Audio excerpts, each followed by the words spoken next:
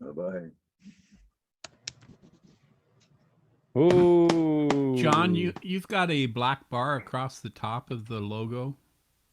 That's the control panel for the, it's not auto hiding for some reason.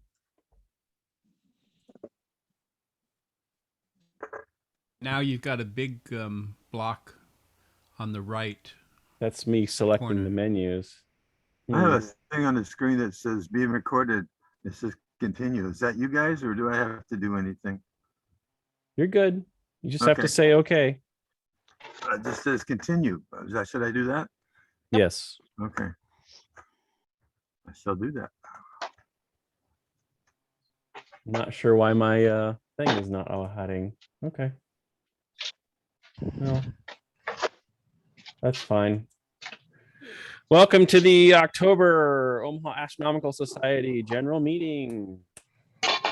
We all know by now, if you have headphones, you can use them. If you can please mute when you're not speaking.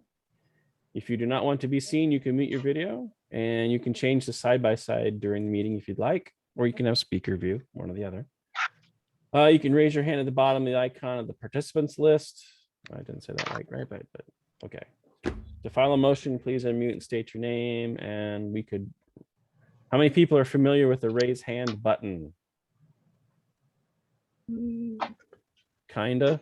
That's okay. We can do by voice. That's fine. Me. Oh, I see a couple people have. All right. 3. Yeah. That's good. Do we have any guests with us this evening?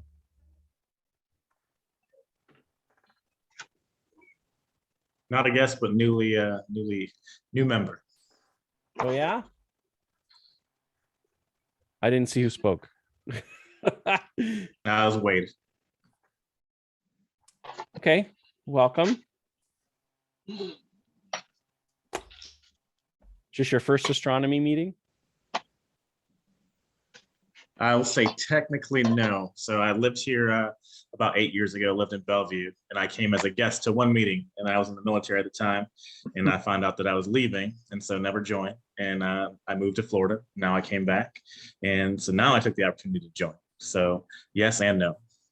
Well, welcome, of course. I saw you were on Discord, so I got you approved, and hope you can find some wonderful things in there.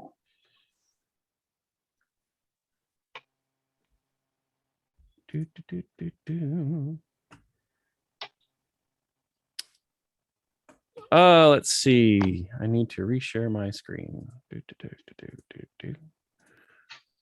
we have anybody at Astro Park this last month? Let's see. Kelly and I went, and Dave and Sherry went. That's 4. I was 5 then. Louis was 5. I'm making hash marks this time to make it easier to count. I had a great time. Good.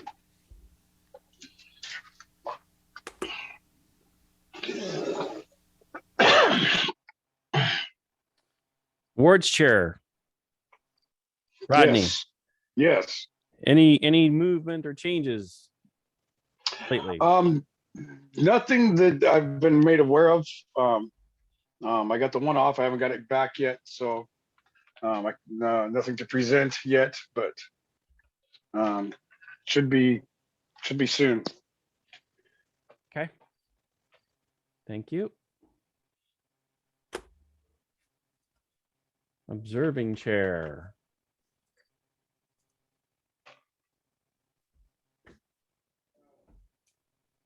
Well, it's Yep. Oh, yeah. Go ahead. this October. And we do have our planetary lineup.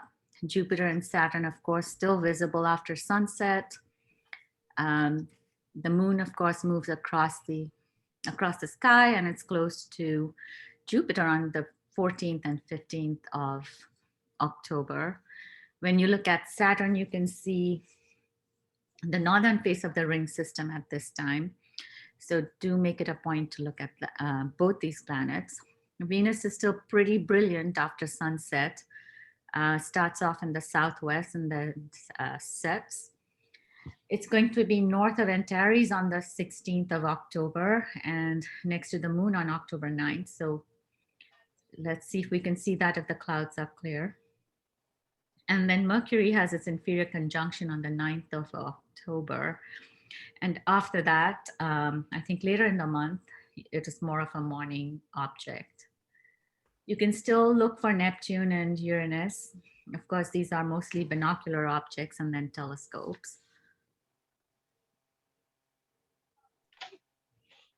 Meteor showers, there's a few, but the Orionids peak on the 21st of this month. Of course, there's a full moon, so that would affect visibility. This is from the debris of Halley's Comet. They are visible from the 2nd of October up to the 7th of November, and at its peak, the max rate can be up to 20 an hour. But like I said, with the full moon, it may not be possible to see that many. New moon on the 6th and full moon on the 20th. And those are the highlights for this month. Thank you, Sonali. Lost my place. Outreach. Yeah, I'm doing the whole job tonight. John is still feeling under the weather and probably will not be able to help with outreach for the last little bit at Papillion with the Papillion schools. So I want to say something about the Papillion schools. Much to their credit, they still have this year an outdoor ed program. The only school system, to my knowledge, in the metropolitan area. And they decided that in order to have that be the case, they could no longer have a stay overnight. So if you've been to one or these of these sessions, you know that we look from about 8 o'clock, sort of 7:45 till 8:30. And then school buses come to take the students back to their home school. So they would have been at Camp Joy Holling for an entire day during the day.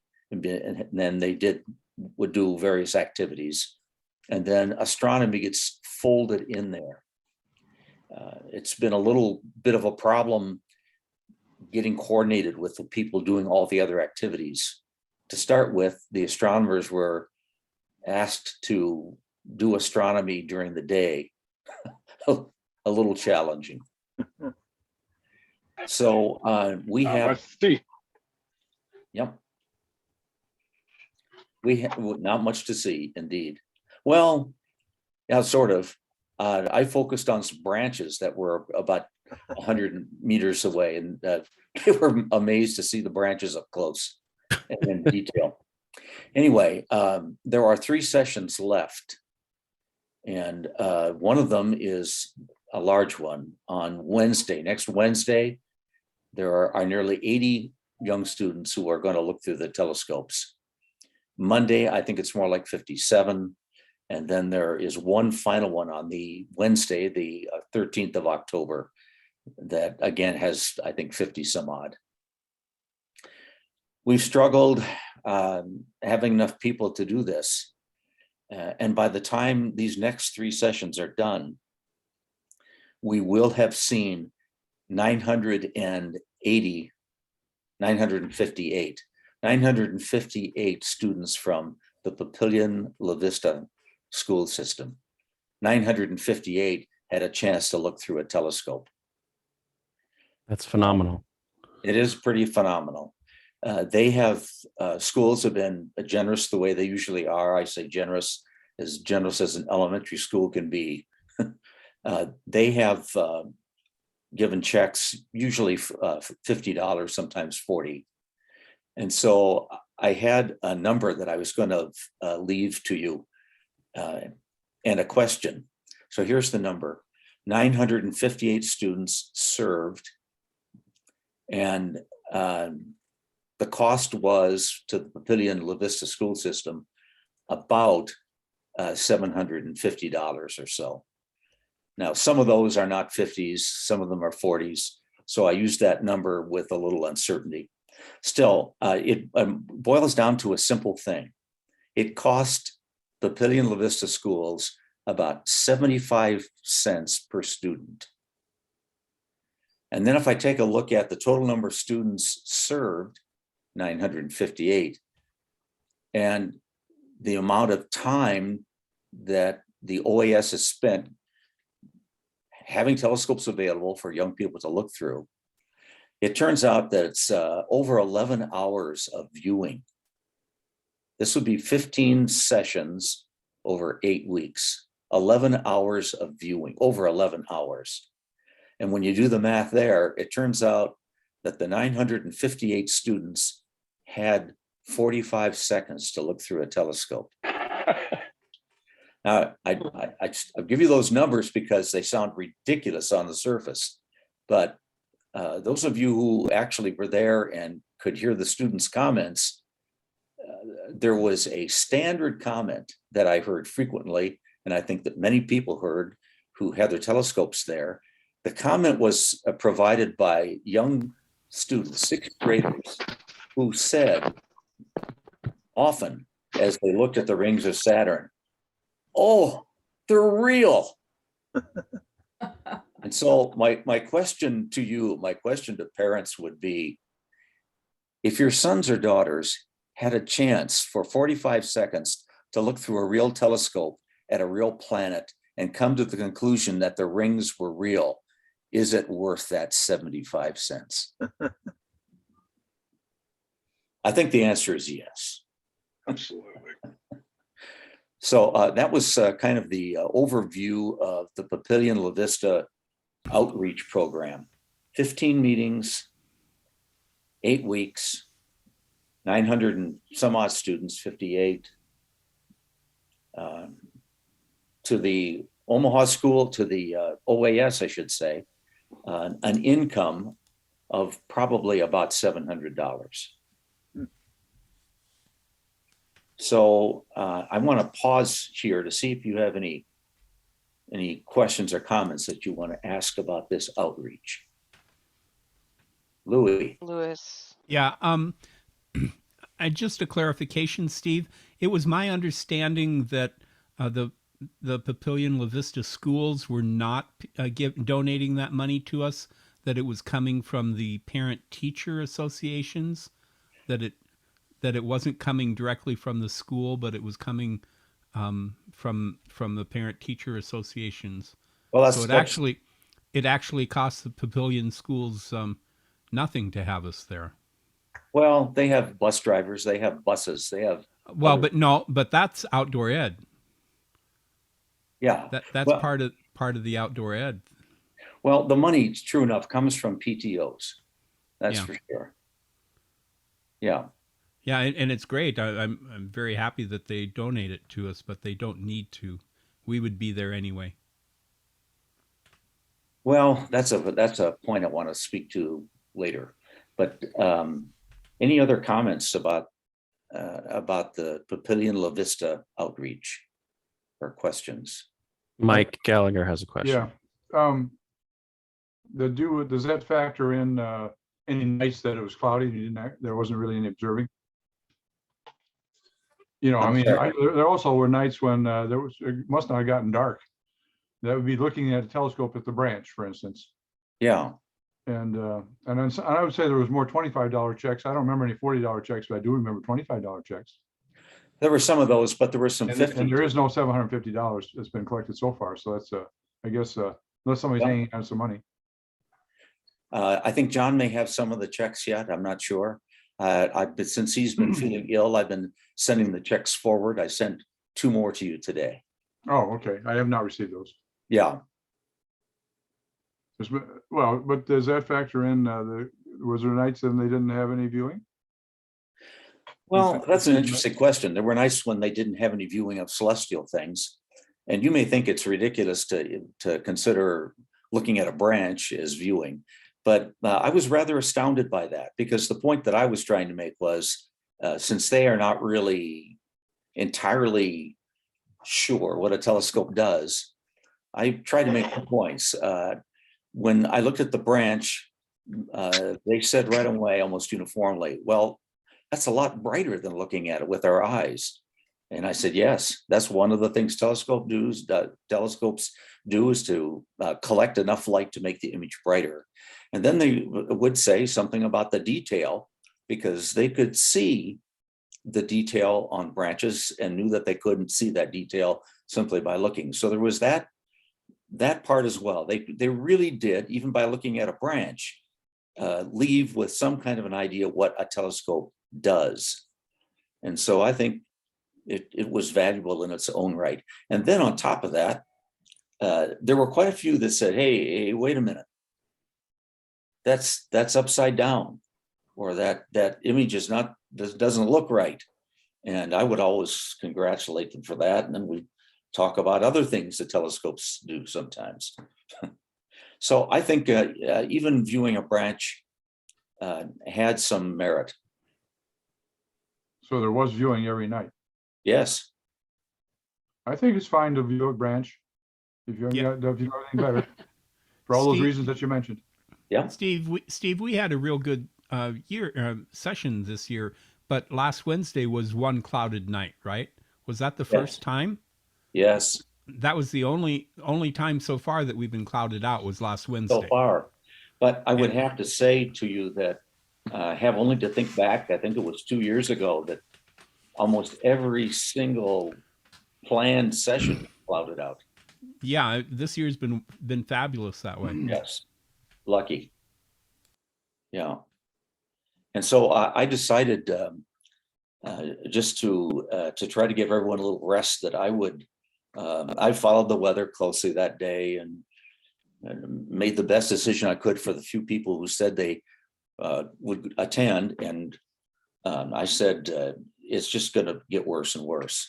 So then I did an indoor program with my laptop, and they have a projector, computer projector, kind of an old one, but it functions, it doesn't focus very well.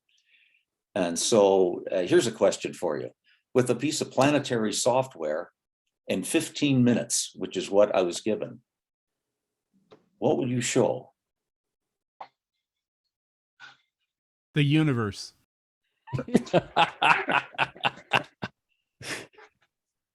I'm like going for broke. What I ended up showing was I set the planetarium software so that it looked kind of like it would look outside, and started off with the daylight. They could kind of see the sun, and they volunteered that looked like the sun.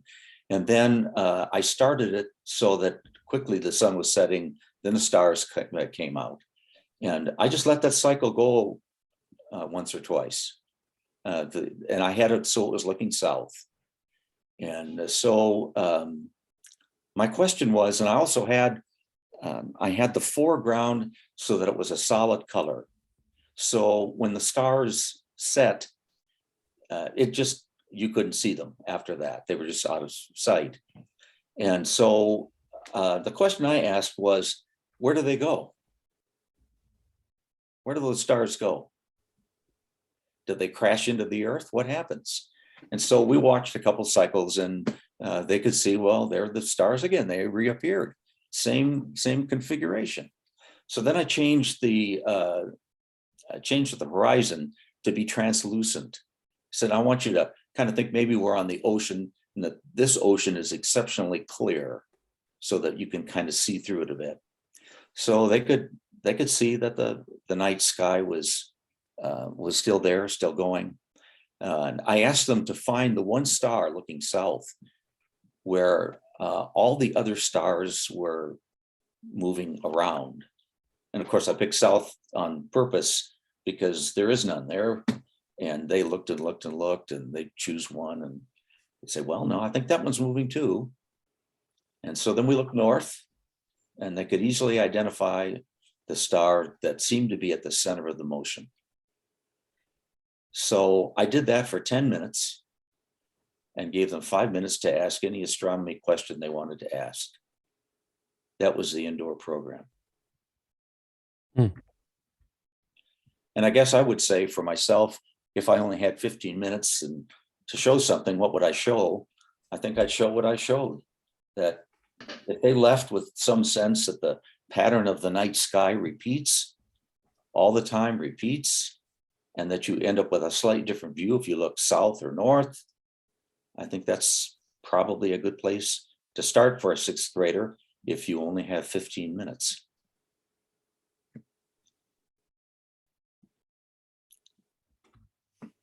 Okay.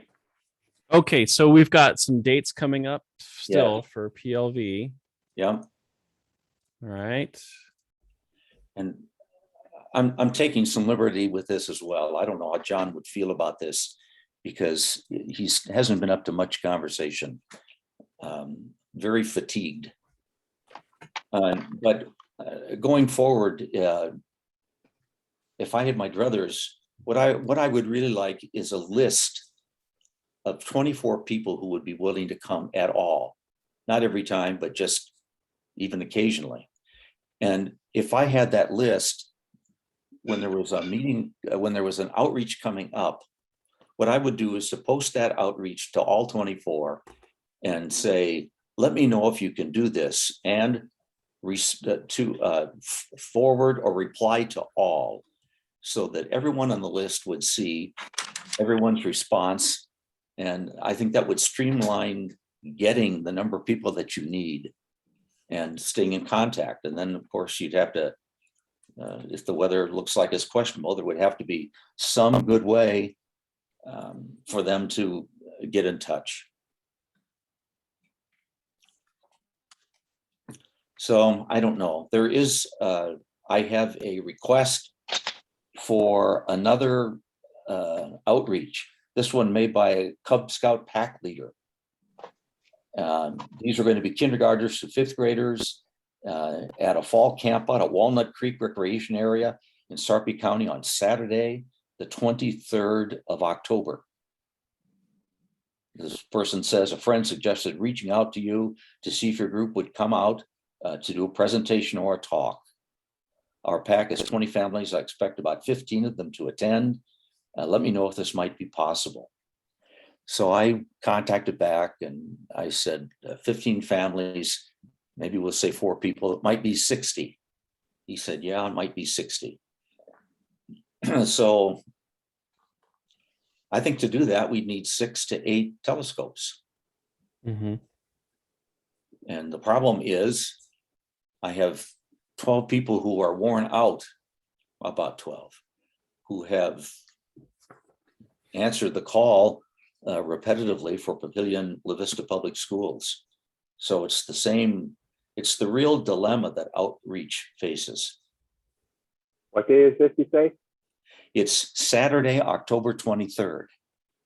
Okay, I may have to check out a lunar scope from Stafford because my small scope is out of service at the moment, but I'd be willing to do the 23rd. What Cub Scout pack is this by any chance? It's, I think it's called, let's see, I'm looking here at the original. The person's name is Andy Galbraith. Okay, I don't know him. I was just wondering because I used to be an assistant scoutmaster for Troop 470. I see. I don't see that. So I'm always going to support scouting. He doesn't say what troop. Okay. I looked at the night sky, and that night there's a waning moon that doesn't rise until about 9. Let's see if I remember that correctly. About maybe it was 8:30. I can't quite remember now. But there would be, because it's that much later in October, there would be dark skies that we could look at, and what's available would be a nice string of planets. Uranus, Neptune, Jupiter, Saturn. So we could look at all of those things, and then without the full moon. And then about 8:30, I think the moon rises as a waning moon, and there would be a chance to look at that for a little bit. I don't know for these young folks if they can hold up that much. Mike and I have had an exchange of email about this, and it may be that because it would be dark dark enough at 7 to look, I think that we could see the planets. And So is this a confirmed thing or still in progress? by confirmed thing, this event Yes. is still in progress. I told Andy Galbraith that I would present his request at the meeting tonight and let him know very soon what we decided. Barring any scheduled conflicts, you can count me in. I don't think there are any, and we don't have any scheduled conflicts. Not my conflict for me personally. Yeah, but I don't think the astronomy club does either. We don't have any other events that night that I know of. Steve in the chat, Kim says that she's also available for the 23rd. I don't have, well, I could do this. So if you look at the Stella, my email address is in the Stella. And what I'd really appreciate is if you think you can do it all, do any of this, send me an email. So at least I have a way to contact you. If you tell me yes right now, not only might I not be able to connect in with a face, I don't know how to get a hold of you then. So what I'd really like is to have you tell me through email that you can do it. And I'll have a list then, and I'll be able to get the people that we need. Okay. Okay, so for the I better remove that. I was adding Walnut Creek to the list. So on the next 3 events, these are the there's people really I know of. There's really a 4th event, John. PLV? Yeah, I think it's well, no. There's no school on that Monday. No, there are only 3 PLVs left.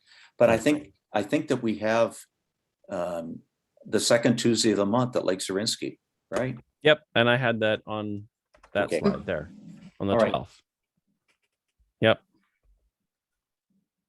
So these are the people we have for those nights. I will try to do Monday.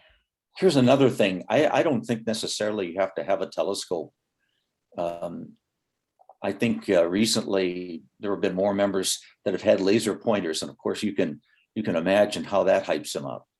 But I think to have, if all you have is a laser pointer and you would like to come and point out some constellations, I think that would be very valuable. Okay. John, your list is somewhat out of date. I should be there for Monday. I was going by the form that I had. So. Oh, yeah. And it's possible I might be there on the Wednesdays, but yeah. Well, I can make all 3 of those dates too. I'm sorry that took so long, but that's the story with outreach. Was that Rodney who said? That was right. Yes. Yeah, I should be able to do all 3 of those. It's kind of slowing down at the orchard now finally, so.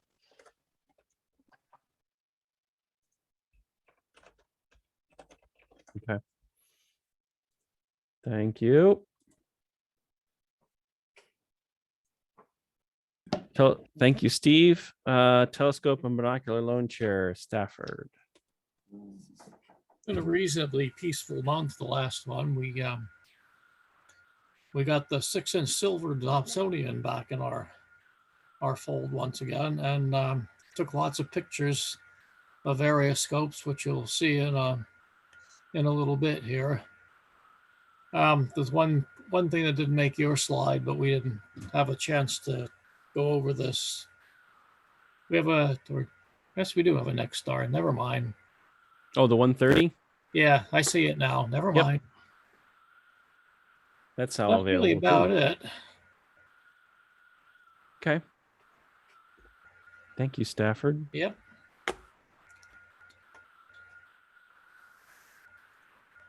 I see Julie. Is there Jordan?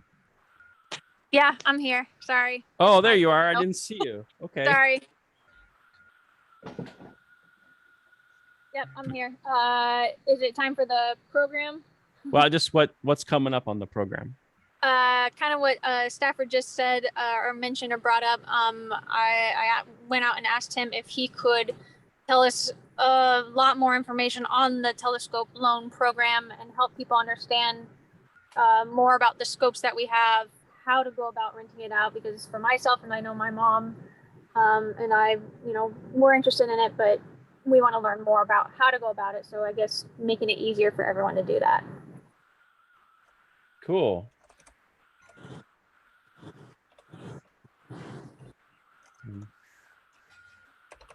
I'm just making updates here. Oh, you know what tonight is? It's October. That means elections.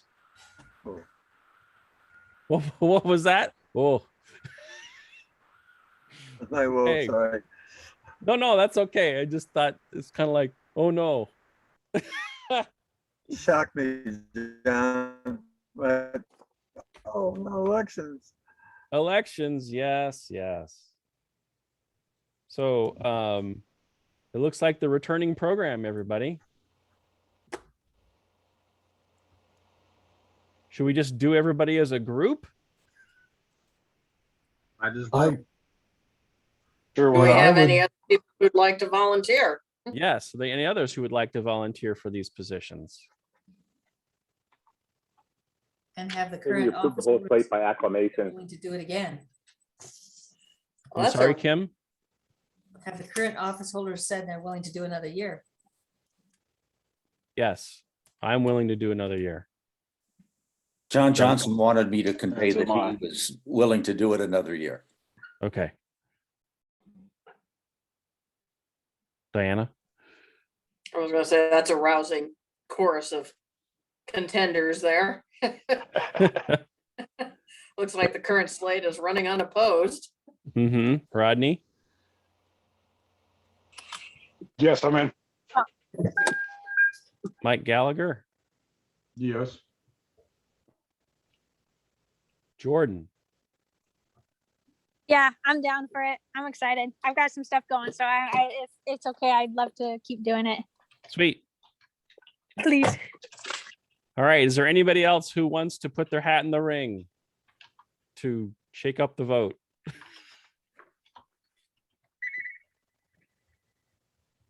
Okay. I'm going to move that we accept the slate as proffered and vote on them by acclamation. Second. I second. Okay, I got Cleat. And then I think it was Rodney, then I or second. Steve, then Rodney Rodney. second. I think Oh. that's Steve Condry Thought I heard got in somebody there, I else. think, before you. Yeah, it's fine. Okay. A motion has been made to, oh gosh. Cleat used a big word, and I don't remember what it was. As By acclamation? by acclamation. Okay.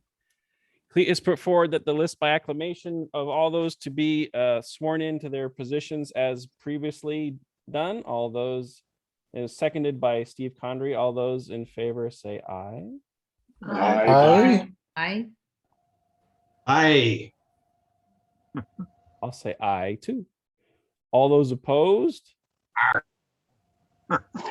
Oh, wait a minute. There's a pirate Who is that? right in here. Let's do a pirate Steve over there. Is that a real nay? 9. Okay. No nay. All right. It's a 9, not a nay. Okay, here's the gavel. Thank you. Ooh. Congratulations, everyone.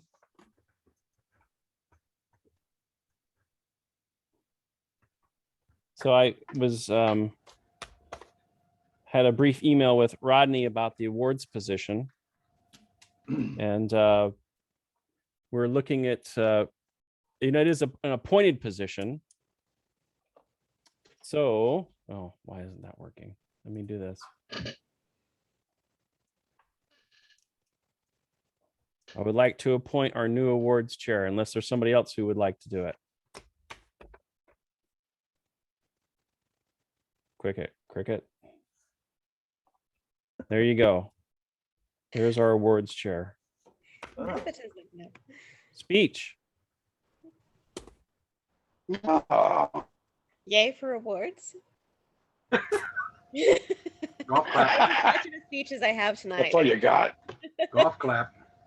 Yeah, we'll definitely have some more information forthcoming about we're gonna spread the word about awards and what awards are available, what people can go for.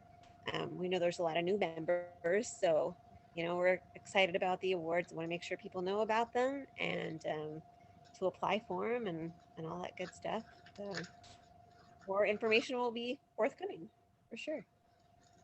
And maybe our previous award chairs emeritus could help Kelly out with her questions. Absolutely. If I have any questions, I'll reach out. Thank you. You'll Thank be you. great. Yay. Thank you. Hey, thank you for your service. Yeah, we all should take a turn.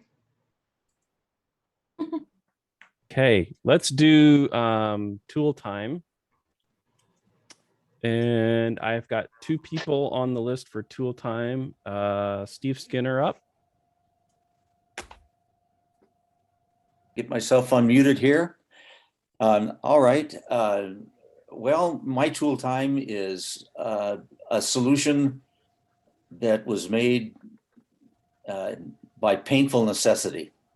Somehow, I got the visual back on my SE8 cross-threaded. Ooh. It was really frustrating. And I think it got cross-threaded because that one of the properties of aluminum is it's sticky. It just does not slide very well. And I think it's because of the aluminum oxide coating. So I can remember getting some help with that a little bit, but ultimately I kind of had to try something for myself. And so I'll tell you what I tried, and I will tell you that it really was successful, and I don't think it was harmful. So here's what I used. DuPont Easy Entry lubricant for locks. Yes. This is the kind of material that you would use on a bicycle chain. It has a liquid component, but the liquid can sort of vaporize away. And the Teflon is what drew me to this. And so what I ended up doing was squeezing a little bit from the bottle into, it was something like a bottle cup or? Yeah, something very small, some little depression. And then it's white, and that's the Teflon. And then my applicator was a toothpick.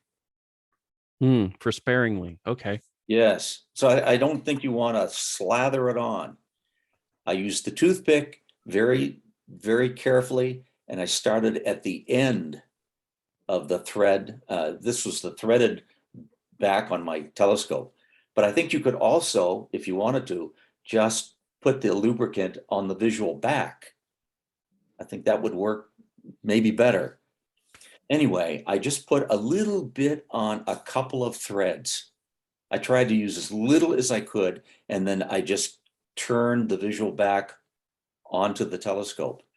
And that's been a couple of years ago, and it made an amazing difference. The visual back was not sticky the way it had been. It was nice and lubricated. It would move easily with my thumb and a forefinger. And it's like that even today. I did not detect that anything got into the telescope. Did when you were applying, I didn't realize it was that long ago. When you were applying with the toothpick, did it kind of wick to the threads, like it hit it and kind of spread out? A little bit. Because I was trying to figure out how viscous the material was. Okay. Yeah, it's pretty thin. Anyway, I'd recommend this to you. It's made a big difference in connecting things to the back of my telescope. I was curious. I thought it might have to redo this every year or something. This has been a couple of years ago, and the things that I want to attach to the back still go on easily. I think the liquid is long since gone, and just what's left is the very small amount of Teflon in the threads. Okay, that's it. Anybody got any Wow. questions? Thanks, Steve. Thank okay. you. If there's anything anyone wants to ask.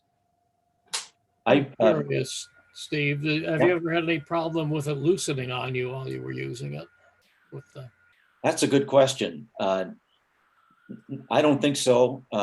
Sometimes I worry that my diagonal seems to me is only caught by about 2 threads. I don't know why that is. But even my diagonal, it's never fallen off.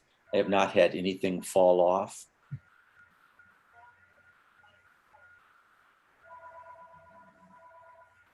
You can actually put it on the threads and let it sit till the alcohol stuff evaporates. And You it could. stays on the threads. It seems to me, Tom, that what I did also was put some on and then use a small cloth and just kind of wipe it a little bit so that there was no, I was sure there was no excess. Yeah, I use that stuff on like the door of my Jeep, but it's not, it's a spray can. You're not going to use it around telescopes, but yeah, that stuff's good. Yeah, this is just a liquid that you drop. Yeah. It is, of course, available on Amazon. Don't forget to use our code. Thank you, Elon. Yes, the OAS does have a code for part of the Amazon Smile. If you had a spray can, of course, you could spray it on something you want to spray it on, and pick it up with a toothpick. Yeah, I spray it in pop bottle caps and that. Right. If I need small amounts. Right. Yeah. Right. It's a good idea. Okay. Thank you, Steve. Tom. Yep. I went out. The wife bought this for me. It's the Next, pronounced Next YZ. It's actually NEXYZ because it does the different directions in that with it. You have this is it. It clamps to the camera really good, and when you put the phone in, it's tight. It settles in there, and then I don't know if you can see it. Yeah, you can see it a little bit. Yep. And you can adjust up and down in it. And let me get it right first. That's side to side to center your over the eyepiece, and up and down. And then it also has in and out. So if it's not quite focused, it can be focused that way. The one I bought was $69, not the $59. It came with a Bluetooth shutter release for the phone. And if the phone's not in camera, it don't work at all. You have to put the phone in camera. I took the pictures of Jupiter and the moons with it on a not so clear night, so I've got a little bit of purple and red, and but you see all 4 moons. And showing people in the family, I was showing sisters, everybody in that, and nobody knew what the hell it was. I showed my 12-year-old niece, and she goes, "Oh, that's Jupiter and the 4 Galileo moons." And everybody's like, "What?" So some kids do learn things, but we forget them as we get older. But that's mine. It's a nice little deal. I like it that when you have, say, different size eyepieces, it opens that far. Well, it actually opens a little farther. But when you get it on, you screw the thumb screw down until it's tight, and you don't have to worry much. And what I was doing with it, I was putting it on, sighting it up, take the pictures. Then I'd take that off and clamp it on the leg. Wouldn't go nowhere, adjust, move it around. and put it back up there centered again. It's all centered once you're done, but it's really nice. It says it can do 2-inch eyepieces, but I've seen some pretty good 2-inch eyepieces, but it works on the 1.5s I got. There comes with 2 adapters if you want to use it on a microscope. You can put it on a pair of binoculars on one side, and you can use the other side as a mono. And that way, as you're adjusting it, you're focusing both sides if you had it set right.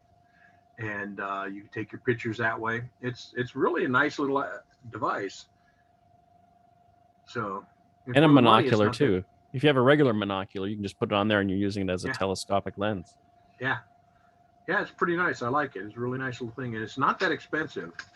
I expected it to be costing a lot more than what it was. So other than that, that's about it. Where'd you get it, Tom?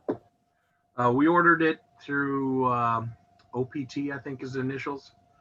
We were going to order it through Celestron, but it's not free shipping. Oh. And shipping was going to be $35 for that little box. And when it came, the box, of course, was 2 foot by 18 inches by 18 inches. So it's a lot of cardboard. So where did you order show the from? box again? What? Show the box again. There's a front. They got it on a spotting scope there. This one's on the microscope. And there you go on the telescope. And where did you order it from? It's their initials are OPT, I think, or OPC. OPT, okay. Ocean Pacific Oceanside Photo Telescope. Telescope. And it came in 3 days once we got it ordered. So, but now it won't come in 3 days. They're messing up our mail. There is But a newer Celestron- version too, isn't there? Yeah, that's what you were saying. Yeah, there's a new version that's called the Nexi Go, which is like their lower cost version. It doesn't have the nice clamp like that one does. It's got a screw type clamp. So you set it in there and you have to screw it down. That one is much nicer on a clamp because I like that idea where you can put it on the telescope tripod leg. Yeah, It's not gonna fall around or whatever. Yeah, I'm outside and I'm looking around and my tripod was giving me fits. It wouldn't stay where it was supposed to. It kept dropping off. So I moved it. I let it lay down, and to fine adjust it, I would kick the leg. So it moved this way. Okay, there it is, centered again. Take some more pictures. Moved out of the way, kick the leg again. But yeah, it come off and clamped right on the leg, and there's rubber in the bottom, but there's nothing in the top. So once it's on, it's not going to fall. So, and it's a brass screw up here, aluminum gear here for this one down through the center for the bottom part, other piece, and this one here you don't know what it is. It's all enclosed, but it feels like, I know this is steel out here, so it feels really, really well made. The other one I seen was the older style that you put over and you had 2 thumb screws, and it's all plastic, and you had to adjust the centering yourself, and you were always off center a little bit. Tom, at least with this. Can you show the locking screw on the clamp? Yeah. That's the locking screw, and it doesn't turn too well until you open it up, and then you can and say that's it. It locks it tight. So, but it's a really nice, and then they got the little fancy emblems and that. And they're all aluminum and aluminum oxide. Now, depending upon the size of the phone, it is going to add a little bit of weight to your eyepiece. Yes. And it might swivel the eyepiece if it's not tightened down in your diagonal or in your scope. So it might shift its position based on gravity. So you might want to angle it to help with gravity as you're attaching it. That's how I found it, just because I've had it kind of go whoop and turn on me when I was trying to take a picture. Now see, this phone, it's a lot bigger than this one, and it's heavier, but it's an older style phone, and you can center it there, so it's pretty good. They had Oh, I can't think of the great big phone they got. This thing here is about at the limit because once it's there, it pops a plastic piece out of the back holder back Mhm. here. So yeah, you can go maybe another, Can you hold it up a little bit more? you can go probably another about a half an inch more before it wants to pop out of the, there's a dovetail down in here that piece slides in. You're not going to use a tablet in that. No, not even a mini tablet.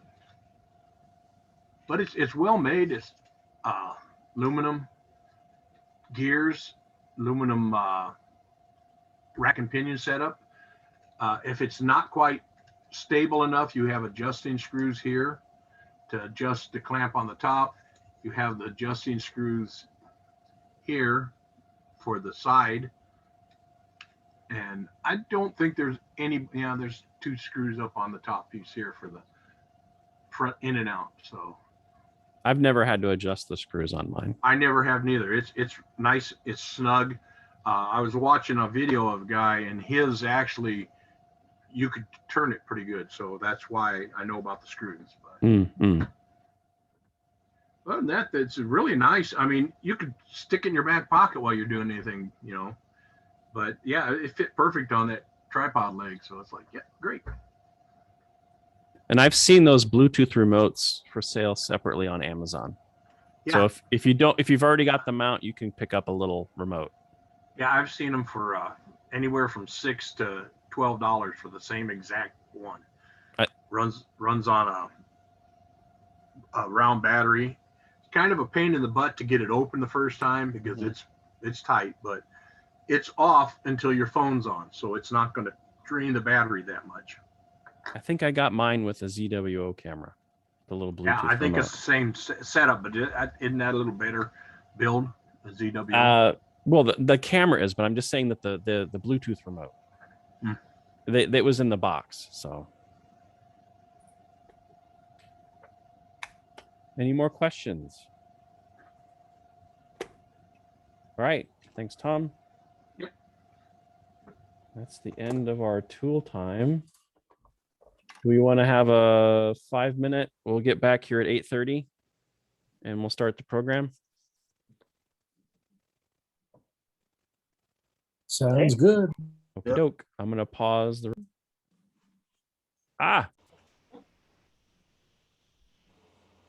Do I have to consent again? No, you shouldn't have to. Okay.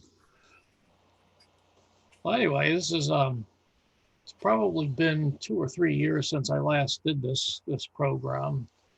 My intent on the first round was to give a quick pictorial overview of what we have in terms of our scopes, because I think a lot of times seeing a picture is sometimes more helpful than hearing a description of it. This is kind of my standard corporate breakdown of what I'm going to cover, but don't be surprised if I don't exactly stay on cue here. So the question, why are we doing this? If you notice both photographs here, there's quite a wide variety of scopes that you can choose from. We don't have anything quite as impressive as some of those, but we have a pretty good collection. And it's just a good way to basically take something out and take it around the block and kick the tires and see if it actually is something you could make as part of your inventory, something you'd like to own. You also have the chance to see how well it fits into your car and whether you can actually move the thing. And then the last one is something I think every one of us who has a scope learns. You can get a scope, get a couple of eyepieces, but in a little while, well, do you want to get something that's either more impressive, more eyepieces, update the mount and stuff. And these things sometimes can add up to more than the cost of the scope that you originally purchased if you do that. And the other thing too, if you like what you checked out and want to duplicate it, you already know how to use it once you make that move. But it can be there's a lot of things out there, and you don't want to approach it with your head turning purple as you look at things there. If you read the stela from stem to stern, this is more toward the stern, but you see this matrix every month. This is September's list. We have, it's pretty current except for the next star 130 that we talked about a little earlier. We got a couple of things that aren't quite on the matrix. I'll cover them in a little bit more detail later. One of these has been sold to another person, but we'll leave it to that. This is our equivalent of the end user license agreement. It's a lot shorter than the ones you get with your apps, which is helpful. The long and short of this one is if you sign it out, you have it for 90 days. If you break it, you fix it. If you're under 18, you need a co-signer. Addendum to this, I guess, is how would you request the scope? Best thing to do, use the email address that's in the stela. I go into email more than I do Discord or any other media. The beginning of the fire hose. We have two 10-inch scopes, which are rather nice. They're zoom out, I believe F5. As you can see, one base doesn't match the other. This is because this is a particle board and laminate base. One of the things I think everyone has experienced with these is they eventually start to separate a little bit. And once they get water damage, they start to go pretty quickly. This one, when it came back, had a nice inebriated sway, shall we say. It still held the telescope up, but not really well. Each of our kits has a set of eyepieces. Some have collimators, and some have other accessories, but this is pretty representative. Mostly we have a low power and a high power eyepiece as the standard issue. In the case of the 10 inches, we also have a battery pack, and I think both of them have these laser collimators with them too. In the first round, I thought it would be helpful to look down the tube and show the mirror so I could describe the condition. I'm not sure how much that really helps us, but you can see it's a little dirty, not too bad though. This is our biggest scope. It's a 13-inch truss. I'm thinking probably 15 plus years ago, we had a Coulter Odyssey, and they decided at that time to convert it to a truss type because it would be a little easier for people to carry.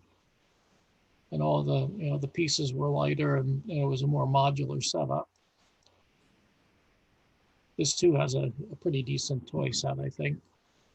And it has 3 eyepieces. It's a little bit more balanced selection. A couple of concerns with this one though. If you notice along here, this base was constructed a particle board too, and it's starting to show a little water damage on the corners. When it comes back, I'll most likely rebuild this one to match the base that was on the 10-inch. Couple of minor issues on the top and on the mirror cell. Somewhere along the line, some moisture got in there too.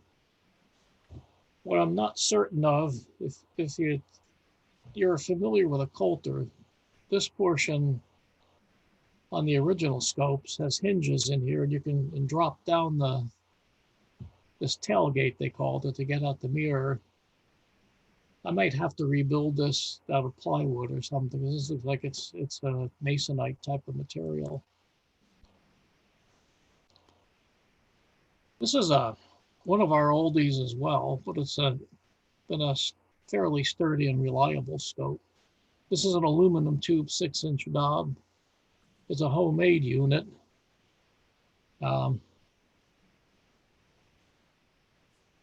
It's accompanying accessory set with my camera case holding it up because it was a windy day when I was taking pictures and the flashlight was blowing over.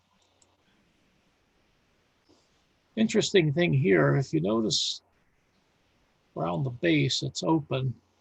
I initially thought this was a concern, but in looking at some pictures of older scopes in the web sphere, it looks like in the 60s through the 70s, this was kind of a popular way of mounting mirrors. My fear was that the light was getting up through the back of this. I also got more creative with when I took this over of making project lists for these. This one I've not done a great deal with because the last bullet is the one that was I was going to use as guidance. A couple of users have reported no problems with the light coming through the back, and they've reported nothing that shows up with the optics. So I've held on doing much with this for a while. The 8-inch knob is one that goes out and stays out for a while. What I like about this particular scope is if you get a feel for using this and you decide to purchase one of these from Orion, what you used here is pretty much what you'll get from them. This line doesn't seem to have significantly changed. Only minor concern with this is you see these little dots and stuff. Those are deceased insects. And if I go into a cleaning frenzy on this one, I'm concerned that the bugs might take part of the coating with it since they've been sitting there a while. View of the upper portion. For some reason, I installed a 2-inch focuser, and I think the diagonal is smaller, so I'm not sure they're getting the full benefit of it. Its accessory case in a canvas bag. This is more typical with 2 eyepieces and a Barlow of our kits. Collimation Allen key for the secondary. And as this case goes, I have replaced that with a harder Apache case. You'll be able to show you in a few slides what one of those looks like. But bear this little screw head in mind, because I think it belongs to this. And this is some of the little concerns that we have, but it doesn't hurt the functionality much. This head broke off of the mirror mounting or mirror cell mounting bolt. I'll have to devise some way of getting the screw out of there sometime when I pull it apart. Also, this is one of the little knurled knobs that Orion likes to use to mount their spiders with. Sometimes they tend to jump off. And then lastly, if anybody has ever tipped over a scope with the laminate and particle board, if you catch one of these narrower portions of the rocker, they'll break off pretty easily. But fortunately, somebody went and reinforced it with the metal mending plates and a lot of epoxy. It's working pretty well. This is another one that I think is pretty representative of what's in the market for 6-inch knobs. And unfortunately, in the last presentation, I didn't have a picture of this. I think it's pretty clear who the scope belongs to with the decals on it.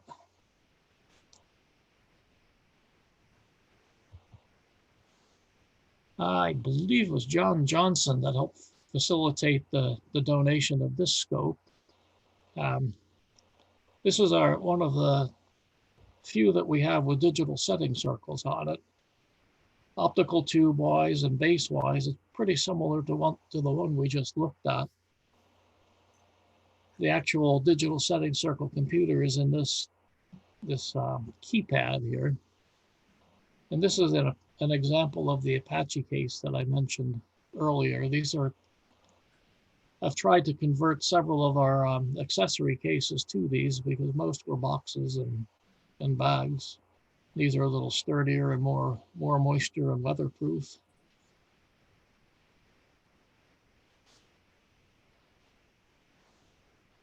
Sonali donated this one to our cause. This is a totally electric go-to scope, which actually does pretty nicely. Also has a case with it, which makes transporting the scope a lot nicer.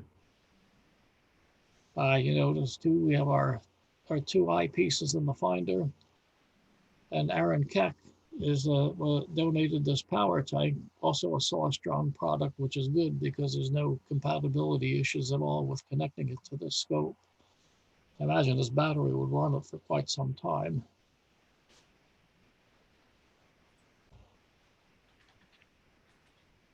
This came to us from a donor through Bill Bond. Quick glance at this. Bear this in mind as we go ahead, because this is one of its quirks. This is a sonotube-based scope. I believe they were made by Discovery many years ago when they were in the market for rebadging scopes for Orion, Meade, Hardin, and a couple of others. I included this picture in the first presentation because a handful of sites and also Meade said this 2-inch metal focuser was an update. I don't think this one is the original one because in several times that I've worked on this, it doesn't quite fit into the hole real well, but it does still work. This has a nice accessory case because you got some filters to work with. If you're observing planets, some of these can help coax out different details. Now, when I mentioned that lower rocker and placement of bearings, the way that Meade achieved this, if you notice here, that's supposed to be a ventilation hole. It was plugged with a 1/2-inch thick metal plate to act as a counterweight. That factors into the wish list of tasks I would like to have done with this. And so far, like, we got ventilation holes drilled through that metal plate and through the mirror cell itself with Mike Gallagher's heavy-duty drilling equipment. I haven't gotten to rebuilding the mirror cell because it seems to be working pretty well now. When I do get to that point, this is what I would like to model it on, because you notice I have a slightly larger version of this telescope. These are the collimation bolts, first of all. In the field, it's kind of a challenge to work with something like this because you use a black Allen wrench against some these semi-recessed bolts. It's kind of awkward to do it, so I converted it to carriage bolts and wing nuts, which makes it a lot easier, in my opinion, to reach around and do the alignment. And this is what it looks like after Mike had helped me out with drilling. This is it fully assembled. The outcome of this was pretty successful, actually, because the mirror does cool off a little bit better, although that metal plate is still kind of an odd one if you go into take it from a warm house to a really cold evening. Transitioning to refractors. This is a Skywatcher 102, or approximately 4 inches. This is a pretty nice scope, actually. It's equatorial mounted on a pretty sturdy tripod. The good news is that everything right now fits into this toolbox with some padding, but it's a pretty cozy fit. And sometimes if you're in a hurry at the end of a night when it's dark and cold, it's a bit of a pain to stuff it in there. It's eyepiece set. I believe, but I don't remember whether I got a second case for this or not. Back of my mind says I did, but unfortunately I didn't verify that while putting this slide set together. This was a donation facilitated by Tom Wilson. I'm guessing a year ago, 2 years ago. But this is probably the nicest example of a grab and go that we have. I like it because it's light, it's easy to set up, easy to pack away at the end of the evening. And the optics are pretty decent on it too. Its toy box. And a stunning close-up of its eyepieces showing that we have a high and low power once again. But I think these are Vixen eyepieces, so they're a pretty decent quality. I don't know if you can really call these refractors or not, but it seemed like the most logical place to stick our huge binoculars. They're 11 by 80s. They too have a carrying case. The neck strap is there. These are a toughie to hold in your hands because one, they're heavy and that makes them vibrate a lot. So we have a parallelogram mount, which makes things nice for using these. And its counter, oops, where's that there? My counterweight is right there, it goes on the end.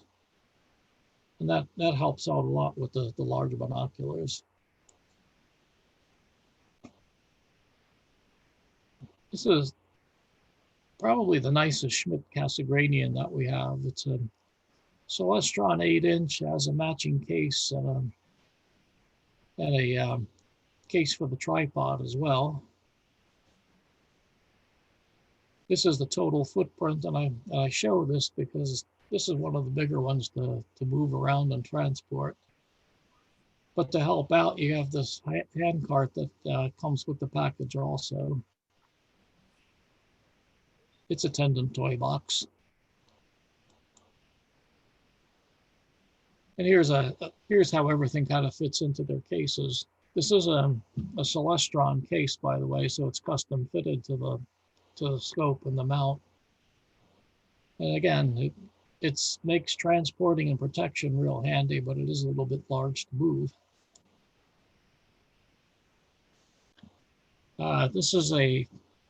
We got this one, I'm going to guess about the same time as the Vixen. Louis Dorlin helped facilitate the donation of this one. This is, in its day, this is one of Meade's better Schmidts. And I don't know how well you can see it in here, but if you notice on the base in the trunk, there's a control panel on the bottom. The original scope, I think, had options where you could get a hand controller that allowed you to electrically move the scope on right ascension and declination. Now, if you plug it into power, it definitely has a right ascension drive, which makes tracking pretty nice. Oh yes, this is unlike the other scope or the other Schmidt that we had. This is the traditional wedge mount. If you were going to use it right now, it's pointing south, so the tracking would be a little strange. This came pretty nicely equipped as a package too. This is a dew heater for the front of it. We don't have an extended tube kind of thing like you see on a lot of them, but this is an electric strip that goes around the rim of the corrector plate. This is a fairly well equipped accessory case too. We adopted this from the C8 that we sold to another member a while back. This too has a good filter selection for planet viewing as well, and a cigarette style adapter for plugging into the battery. I should mention that there's a corresponding cable inside the underneath the telescope that will plug from that into that control panel. This is a bit of a concern to me, though. There was a run of these scopes that Meade made with a silvered secondary mirror, and as you can see, it's a bit on the tarnished side. We had one individual checked it out. He said it didn't seem to impact the view for visual use, but I think if you wanted to use it for photography. it might not work out too well. Recoding it is a possibility. I only, unfortunately, did an unscientific check on this and talked to one place, which was the firm that recoded my big mirror. One of the challenges with Schmitz, if you do your own maintenance, is a lot of the alignment is done with shims and spacers.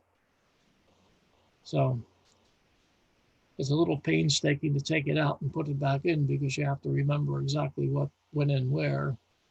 The other frustration, especially from the perspective of a mirror recoder, is a lot of times they'll stay stuck on the side of the mirror, and that complicates their cleaning process.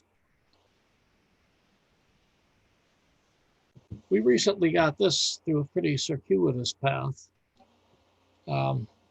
This is a Mead ETX LS standing for light switch, because their Mead's the design approach to this was that with the use of an onboard, whoops, sorry about that. With the use of this onboard camera and software embedded in the base and GPS, all you have to do is turn it on and it goes through a fairly lengthy self setup and self-alignment process. I finally got that to actually work the way they advertised, but we'll cover that a little bit later. This is a JMI case, which is a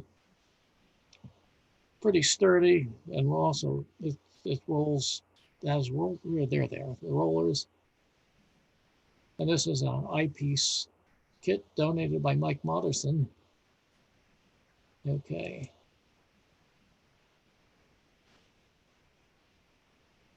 Here's everything opened up. Notice too, this has a cigarette lighter power adapter as well, so that will help us out when we get a battery for this. Now this scope here, unlike one of the other ones, has a medium and high power eyepiece. I would like to get a low power for it. And there's some filters that included with this as well. So once we get that, this is a very nicely outfitted scope.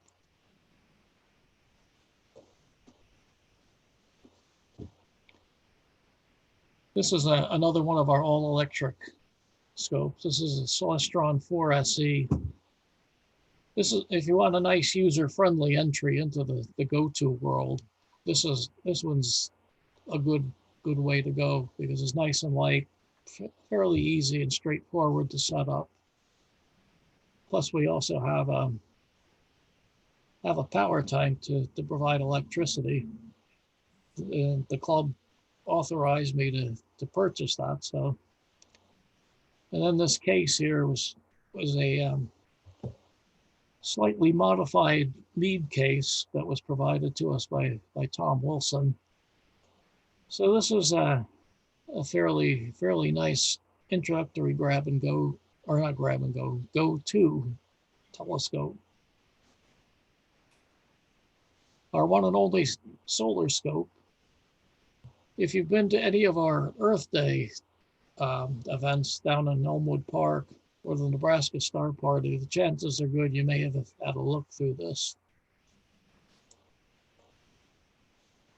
This is a nice compact unit that also has a right ascension drive, which worked pretty well for us down at the Earth Day things anyway. And of course, it has a toy box with a couple of eyepieces as well.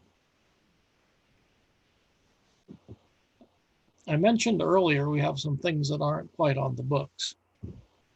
If you look at the Celestron on the right, that's no longer there, but I didn't pull it up from the slide set. This is a 10-inch f6 scope. It's been in the club for a while that I know of. I might have even looked through it at one time way in my distant past with the club. The pitfall with this is it probably weighs 120 pounds, and you need at least 2 people to move it. And then we had a donation a few years back of a Edmund Scientific 6-inch. From what I can gather, This is probably about 50 years old. And this is a good, heavy, sturdy telescope. It's in Cleet's recording studio right now, but it probably will get into the inventory pretty shortly. It took me a while to do some things with this, because when we first got it on some of the sale sites, there were a few of these that were listed as collector's items, and they were commanding a pretty hefty price. But recent research shows that they've gone down a bit. But if somebody wants to test drive an equatorially mounted refractor, this will be a good one to do it with. And then the other thing, it has a clock drive, which you can plug into normal wall current.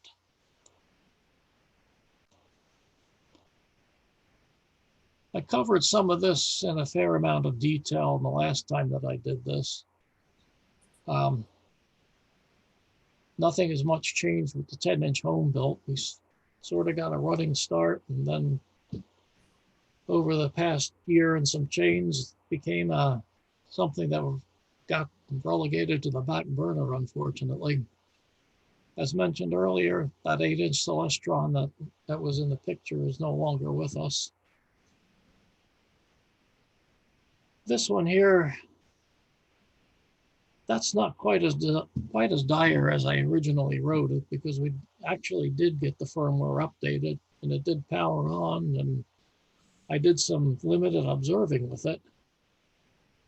But it still has a pitfall of needing some very, very specific media it only uses a mini SD card to transfer from a computer the updates. And it just, this is probably not the time or place to go into it. It was a bit of a learning experience. So with the 10-inch anyway, these are the, oh, is there a question? Yeah. Okay, this was my intended path ahead with it.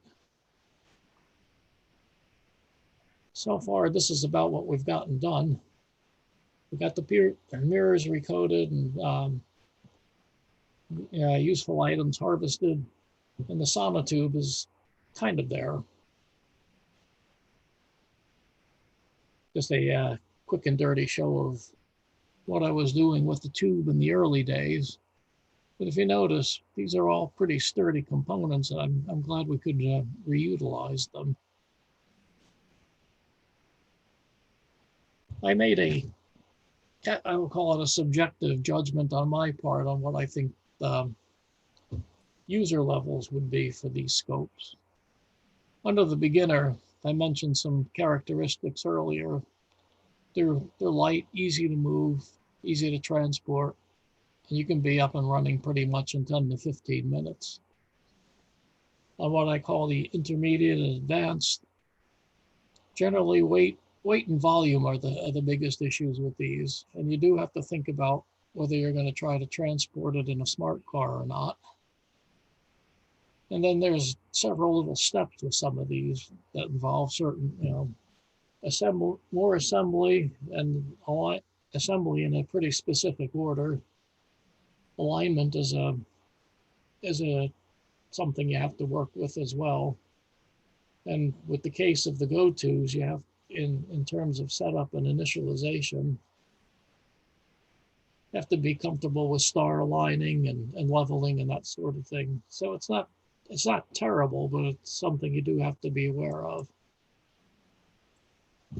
So in my humble opinion, almost all of our 6-inch Dobbs fit into the beginner category, as does the binoculars and the 80mm refractor and the Coronado solar scope as well.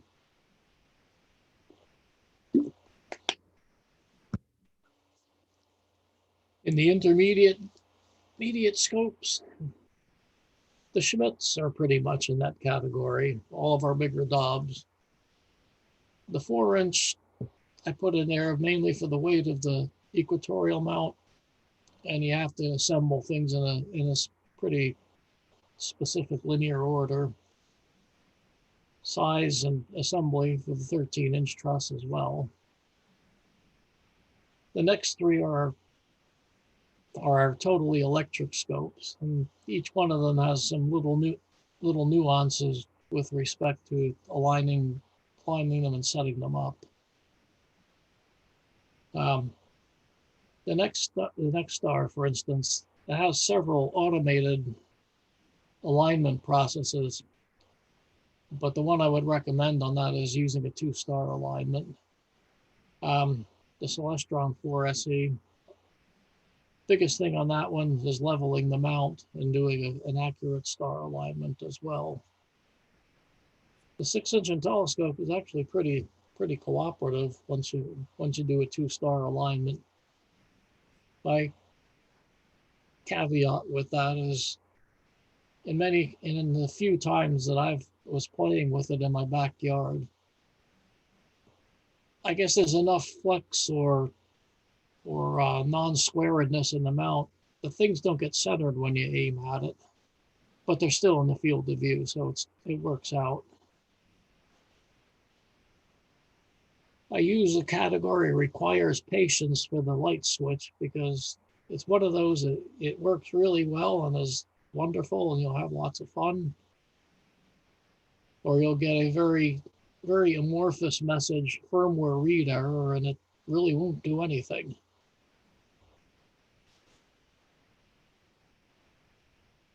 So once again, where we're going with some of the projects I had mentioned.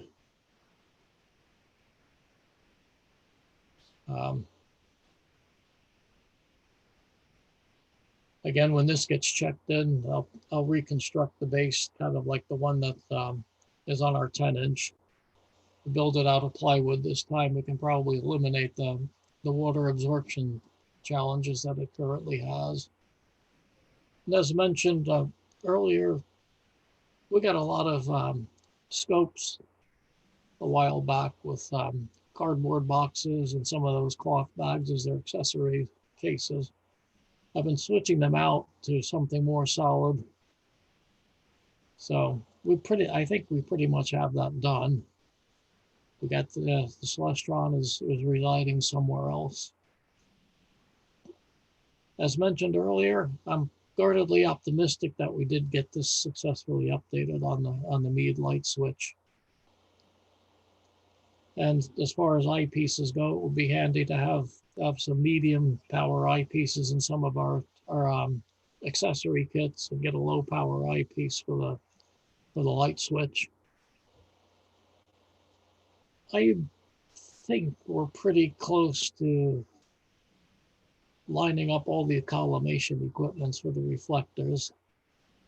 And then lastly, need to shed a couple of scopes in our collection here. If you notice, we have 5 or 6 6-inch scopes. I would nominate as thinning out candidates the black Dobsonian and the white one. I want to see if anyone has any issues with the Meade 2083.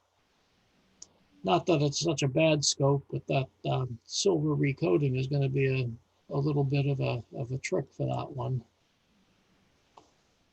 And then lastly, you've heard me drop a handful of names of people who have helped me out in terms of facilitating donations and doing some construction work.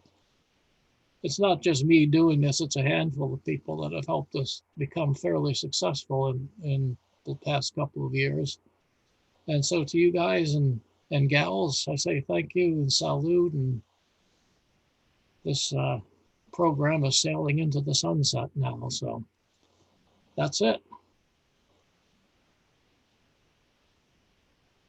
Stafford, I have a question. This is John. When you were looking at the firmware updates for that Meade, did it have list of dates of when those were released? Because it might be that they're not. How much time do we have on this one? No. I'm just saying that if they haven't done an update for 5 years, once we bring it up to date, there probably won't be another update to do. The latest one that Mead pointed me to, and I think this is actually one of the more accurate pieces of direction I got from them. I believe it was October of 2019.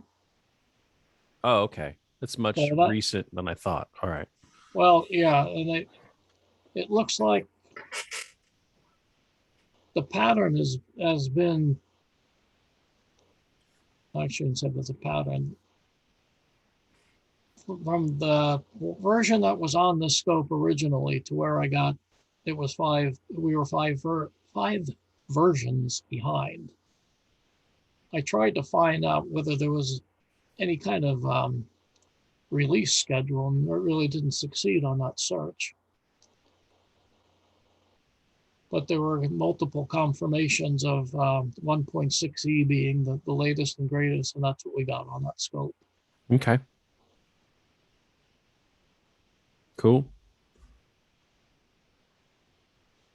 Mead's advice on that, by the way, is keep checking in. That's very, very interesting. So technically there hasn't been a firmware release since Orion took them over. Not that I'm aware of. Okay. Did you have any more slides? No, this is the last.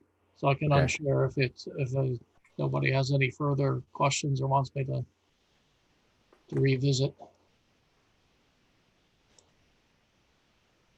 All right. You're out of slide I don't- bondage here. I don't see any hands up on the list from people.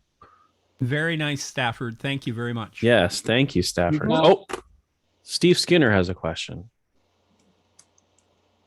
Now, Stafford, one of the things I'm interested in is just how you're doing for storage. I mean, they're always, Public storehouse is pretty stuffed. yeah. There are always people that I run into who offer in a cheery way, you know, a telescope. Well, maybe you guys would like a telescope, but I suspect you're pretty full. I would say, I didn't officially cover this, but my code of best practice with that right now is there's a bit of a moratorium. Okay. As mentioned, I would like to thin out a couple. Yep. The wife's not after you yet, right? I'm sorry? The wife's not after you yet, right? No, it's not here. They're in my son's garage, where they're joyfully cohabitating with a couch that's been there for a while. So You can sit and admire them. if I'm that bored, I guess so.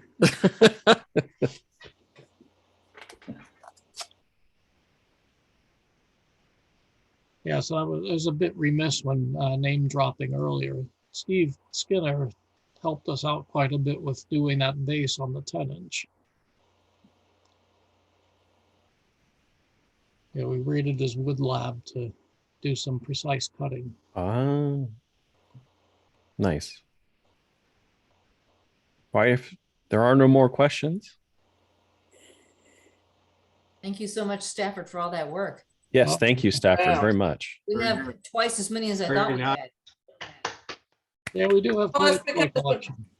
That's because when you store telescopes side by side, they breed. Tribbles? Exactly. Kind of like socks. Perish the thought. I always wind up with less socks, though. Yeah. The sock fairy takes them. Have some of mine. And they're always left socks. Ba-doom-tsh. How do you know?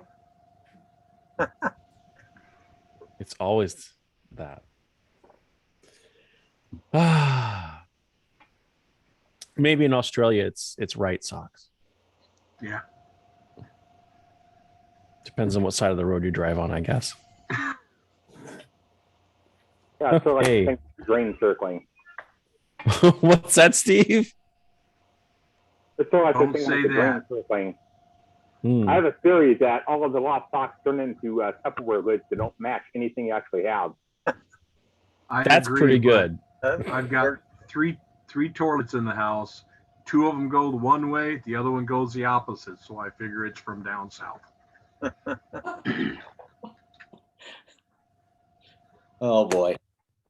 Let's get into the business part of the meeting while we can. Yeah. Okay.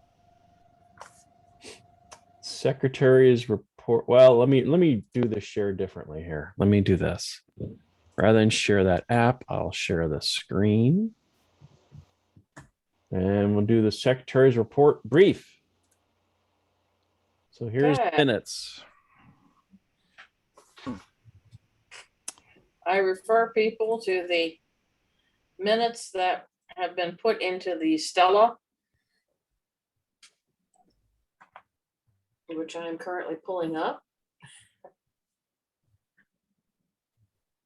Can you see it on my, is it sharing okay from me? I can see it now. Okay. Okay. So our previous meeting was Friday, September 3rd at 7:30 p.m. It was a hybrid virtual and in-person meeting. We had 14 members attending, 11 members logged in by Zoom. No one visited Astro Park. No one received any awards. Sonali gave us a brief observing presentation. Outreach was primarily Papillion La Vista Public Schools on Monday and Wednesdays. But we also did Lake Zorinsky.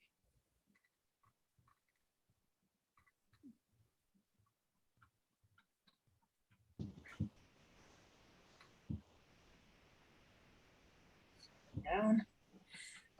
Telescope loan program. There wasn't a lot of change in what was in or what was out. Stafford was working on that scope that need the mini SIM card. And the original plan for the October meeting was we were going to be holding it at UNO. But obviously that got changed. Yeah, I'll speak to that in a little bit. And the program was about objective-based observing by Jordan.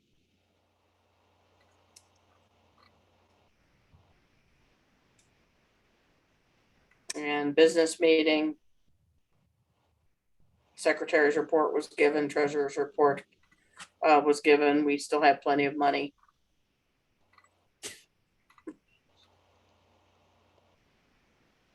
We tabled Astro Park renovations until spring. We donated a gift card to the Astronomical League online conference and received an email thank you from the recipient.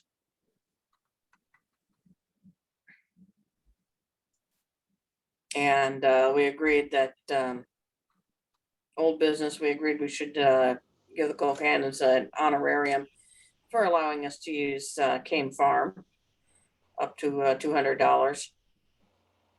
And we may be using Cane Farm again in the future. New business club elections will be held at this meeting. And that's pretty much it.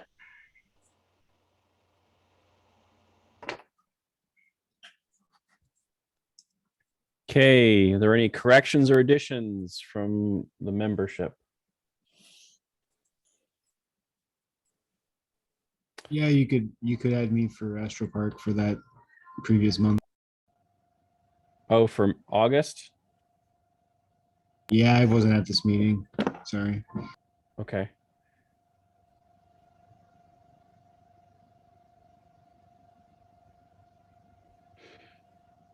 August. AP. Do we have a motion to accept the minutes as amended? This is Tom. Yeah. I'll second it. Cleat. The motion has been made and seconded to accept the minutes as amended. All those in favor say aye. Aye. Aye. Aye. Any opposed? Thank you. Okie doke. Let me switch back. Treasurer's report.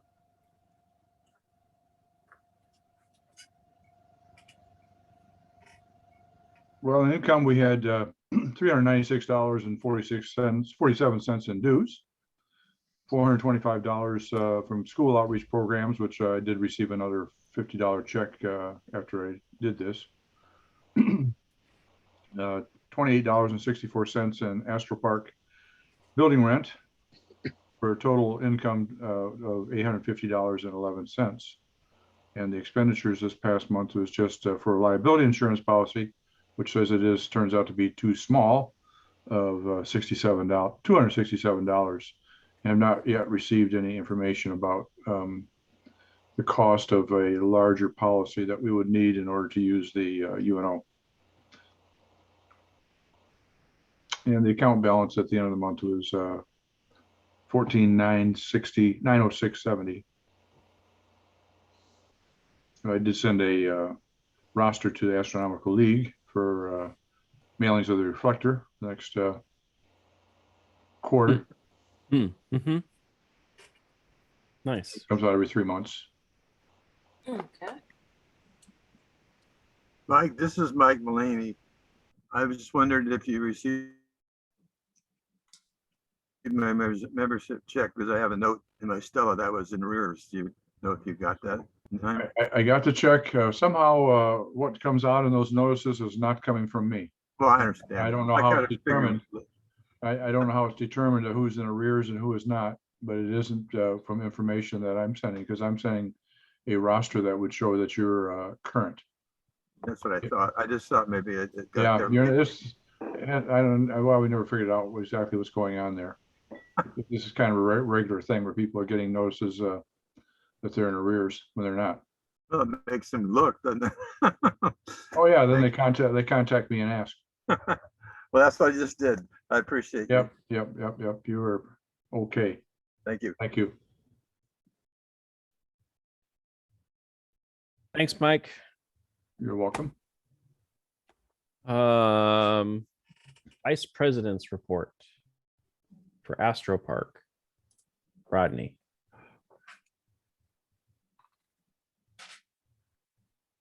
Unmute, Rodney. Your mic is on. All right, thank you.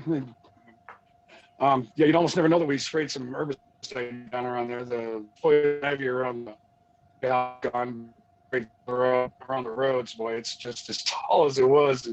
Kind of narrow getting in there, but the lighthouse is fine. Didn't really need serviced. Maybe service it one more time before the season's done, but I think another month before I do that. Everything else, we still who was it? Took the sign. The sign's still not back up yet. I know we're talking. Somebody took the sign, and was that you, John? That was not me. I think it may have been Bill.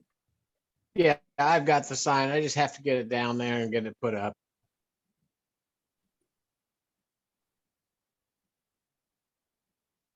My back. You're cutting out a little bit though. Yeah, I totally lost the feed for a second. Oh, was it Bill? Bill take that sign? Yeah, he's got it. Yeah, okay. All right, yeah, the sign's not back up, but otherwise, Astor Park has been mowed.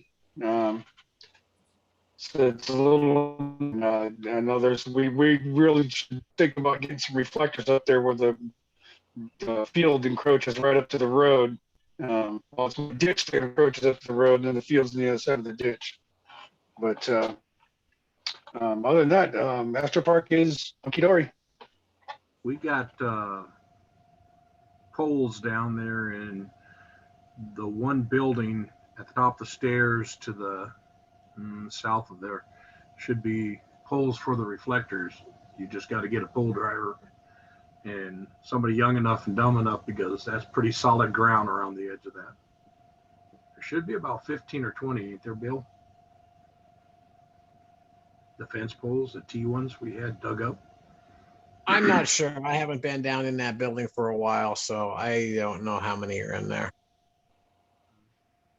Oh, those people, yeah, I've looked in the there's several in there. Yeah, but even with the pull driver, I mean, if we get that right on the edge by that, I mean, it can't be too close to the road, obviously, but where that gravel is, boy, that's going to definitely be hard pound getting those in. Yep, that's why you need somebody young and dumb. Just beat on this. Yeah. Mike Morrison's, well, I won't say dumb, but Mike Morrison's been provided young and strength down there quite a bit lately. So that's good. I volunteer Mike. You guys actually have the fence posts? We got the fence posts. I think we had 15, but we were going to get, I sold them stakes years ago and got what, $60, and that was to go for the reflectors, but we never did get the reflectors. So we need to get, probably a good idea to get multiple colors too, instead of just one color or two. Yeah, there's a few poles in there. I haven't counted them. I'll do that. I'll have that report next time. See how many poles are in there, and see if we can't get them in before the ground freezes. Rodney, we could use some reflective tape also. Yeah. Put those on some of those poles. That'd light up a little bit better Yep. than just a reflector. Yep. Steve, that you have way a it'll question? come. That way it'll come from all sides instead of just straight on or going out. Yeah. If it would help, I've got a fence pounder anyway. If you got some fence posts, we could give it a shot. Yeah. That's exactly what we need. Well, next I've got one at work too. I could probably borrow it, but I got another suggestion. The guy who demolished the building out there for us, he has a tractor with a front end loader. Do you know how little effort and time it takes to put especially if you have 15 steel posts, just to drive them with the bucket on the front end loader? You know, none of us are getting younger. yeah, and those are pushed into the ground with the front end loader. Yeah, maybe we can visit that offline, either in an email, so that we can follow up on that, Rodney. Okay. Thank you. Let's see. What was I going to talk about? Old business. We have the program coordinator chair spring for youth. That's in spring of 2022. Then new business. Well, it's not really new business. It's more of an announcement first. Through some diligent work with our webmaster, your officers now have email addresses that are the position that they hold. So you have treasurer and secretary. These are all at omahaastro.com email addresses. These forward to the individual. So it'll be with the position, so that if we ever change a position, the email address would remain the same and we could change who the email goes to. So that'll make it pretty simple to have it just the same every single time. Some more edits. The membership form link has been changed, so this will go to the right place. And when you are going to the website, the membership area has been moved to its own page, so that you can do omahaastro.com/membership. And I'll take you to the page dealing specifically with membership, because it was on 3 or 4 different pages. And if we had to make a change, we'd have to make the change on 3 or 4 different pages. So trying to centralize all that onto one page as well. The PDF download form on the website, that still needs to be updated. But in the Stella, it has been updated to include, you can mark whether it's a home or a cell phone number. And then there's the three pricing structures, which are all over the website, but were not on the form. So that is be corrected. I'm just going to have to get this specific form on the website. So those are some nice changes for that. And that's a prorated item that's going to go into next year's budget because they were pretty cheap for the remainder of the domain for the year. So come next January for the budget, then it'll go from there. It was like $12.50. So our webmaster just said, I'm just going to pay it and consider it a donation. So hooray for our webmaster. Yay. Also, the benefits of membership, it mentions the Discord server on the list as well. So that's on there. I had all sorts of little arrows on the updates that I sent to Steve. So I'm really happy that those got put in. I thank Steve for doing those changes for us. And let's see, let me go back to my slides.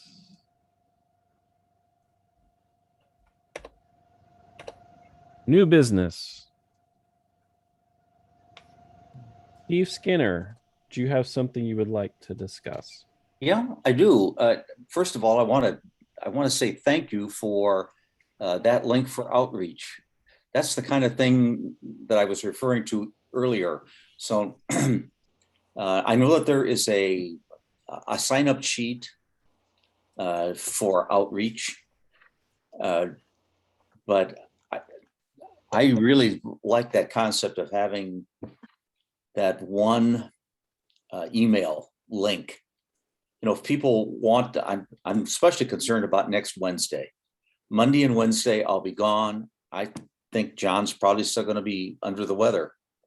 And so two things probably have to happen. Someone has to kind of agree to take the lead for those 2 days. And the people, since we're going to need 6 to 8 scopes for Wednesday, somehow we need to contact people who are willing to do that. And, you know, that Omaha Astro, that outreach at omahaastro.com is a spot where we could do that. So that's one issue. Another issue that I have is that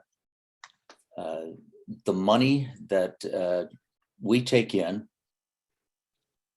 that the club takes in the name of outreach, I would like to see repurposed for improving outreach more. Some examples would be, we do more than just have star parties. We have Earth Day, we have a session generally at Christmas time at the SAC Museum. There are other times that we are out and about, and we always struggle at those times a little bit with banners that we have identifying who we are. And the biggest problem seems to be we've got the banners, but we don't have any good support mechanisms that are consistent. So there's a situation. The other night when I had to give a program inside, I was just fortunate that they happen to have a projector, but it's an old projector and doesn't focus well, but it was better than nothing. And so there's that. When we show up, members show up to do outreach at star parties. A few have name tags, but a lot don't. So, I mean, I think there are several issues that could be solved just with the application of a little funding to assist outreach. So with that in mind, I'm going to make a motion.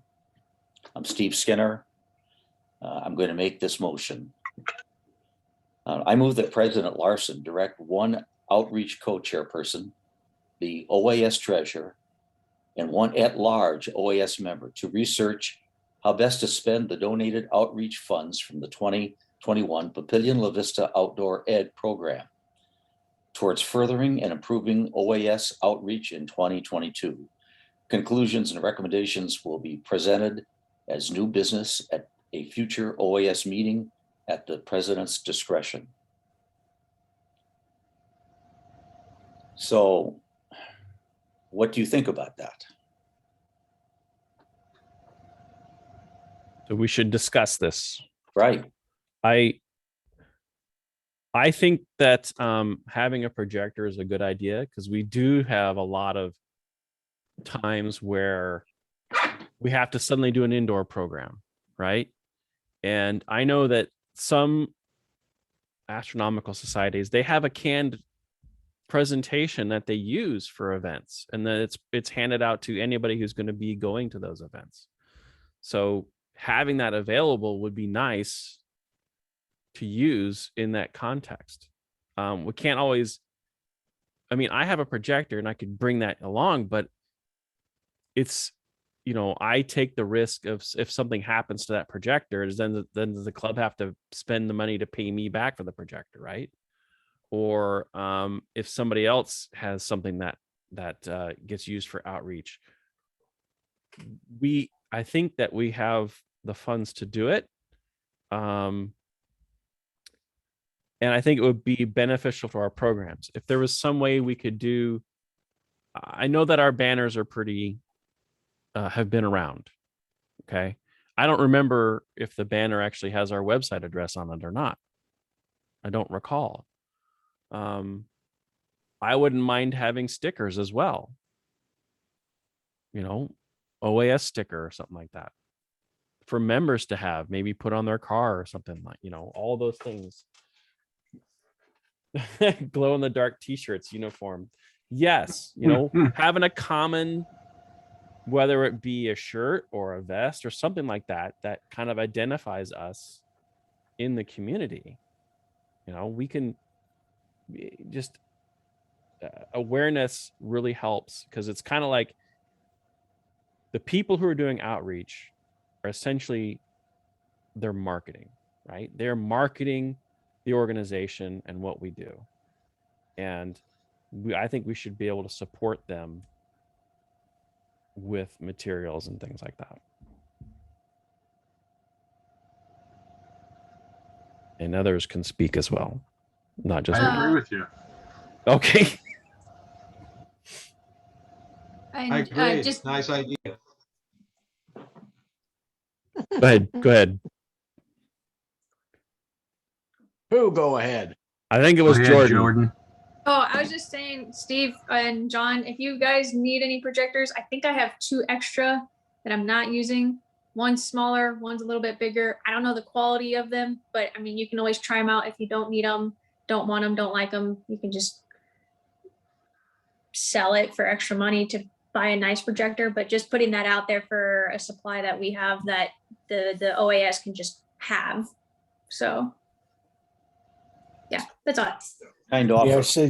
May I say that I also have a projector that is only in need of a new $300 lamp. I mean, you know, it's a $2,000 projector, so it's pretty cost effective if you need to use it.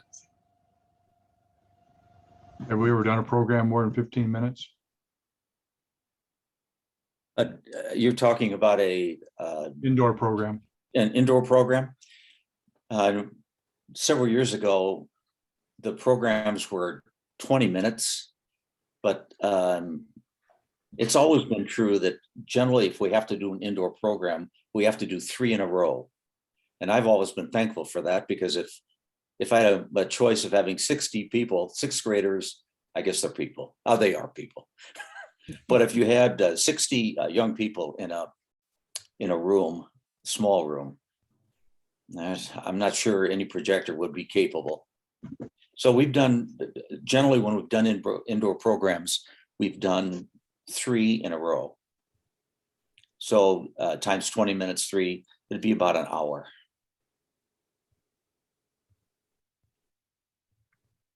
Yeah, I know, but I have done programs that didn't need a projector. But Yeah, I think For those brief programs, you hardly need to have pictures. You could just talk to them for 15 minutes. I think the pictures though help visualize and excite. these are sixth graders, and the year is 2021. Well, you have to be able to use it, and it has to be with you, and it has to be set up. There's a lot of things here. Sure. I like to break in what John said about stickers. It kind of lighted up my brain. What I learned some time ago, we had a large sticker, a bumper sticker, which I hate. It takes up your bumper and you can't get it off. But a smaller sticker that has some visual effect with our names on it, I think that'd be cool. I could put that on a part of my car without ruining looks of my car. And certainly half the people I know never heard of the OS. When I say it, oh, okay. They never heard of it, And it'd be nice to have it on some of the people in the parking lot might look at it and go, oh, I wonder what that is, A lot I of think people that's a put them good on idea. a lot of people put them on their laptops rather than their cars these days. Yeah, you could do that too. But since I don't have a laptop, I can't do that. But the ones I notice are on cars. I've got a couple that says Nebraska, Omaha beef, and stuff like that. I don't know if anybody looks at that, but I've seen a lot of Nebraska stickers, But something I think, like I said, if we're going to do that, it has to be something would go, oh, look at that. That looks pretty cool. So, And if we got any old stickers for bumper stickers, we'll put them on Mike's car. Sneak up there.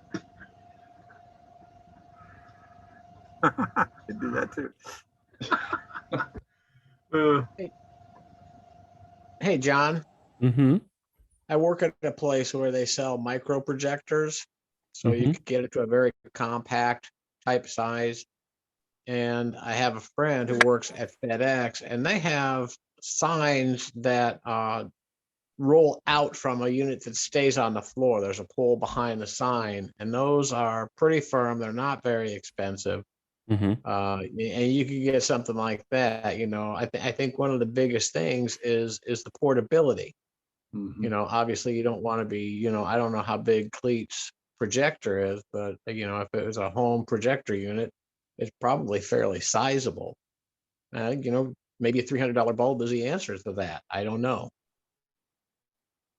Mm-hmm. But there's certainly a lot of room for discussion. And well,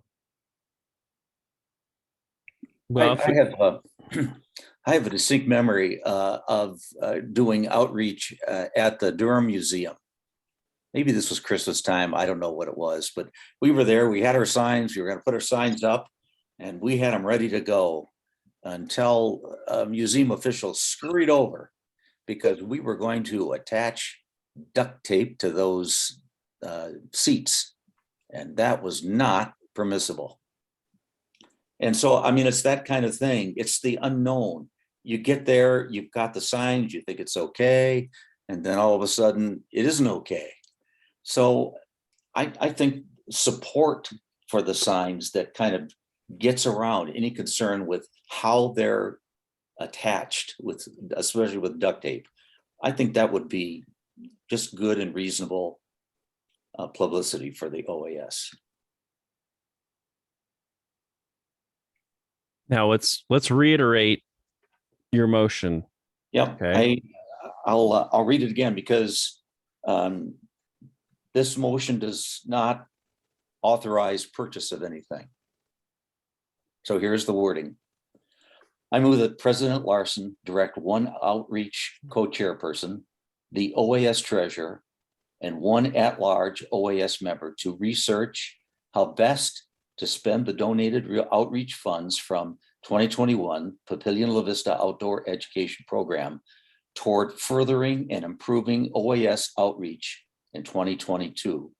Conclusions and recommendations will be presented as new business at a future OAS meeting at the president's discretion.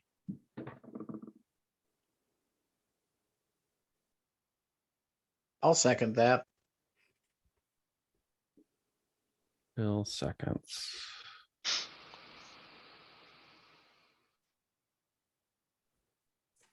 Okay.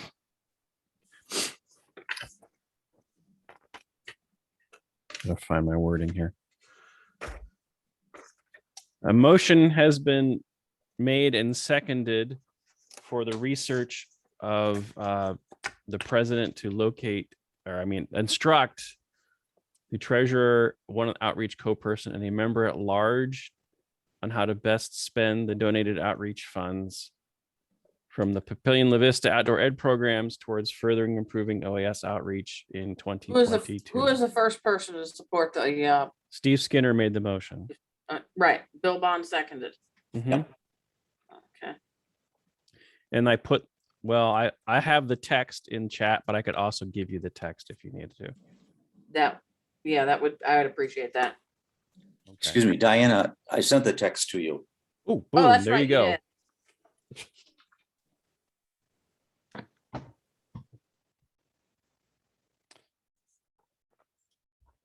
Okay.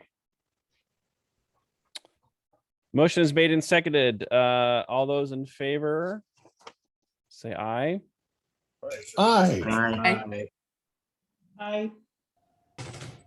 Any opposed, say nay.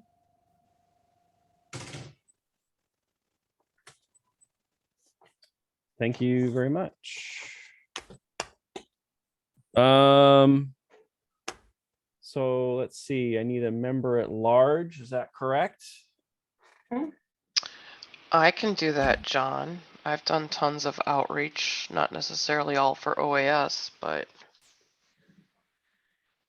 Okay. Thank you, Krista. No problem.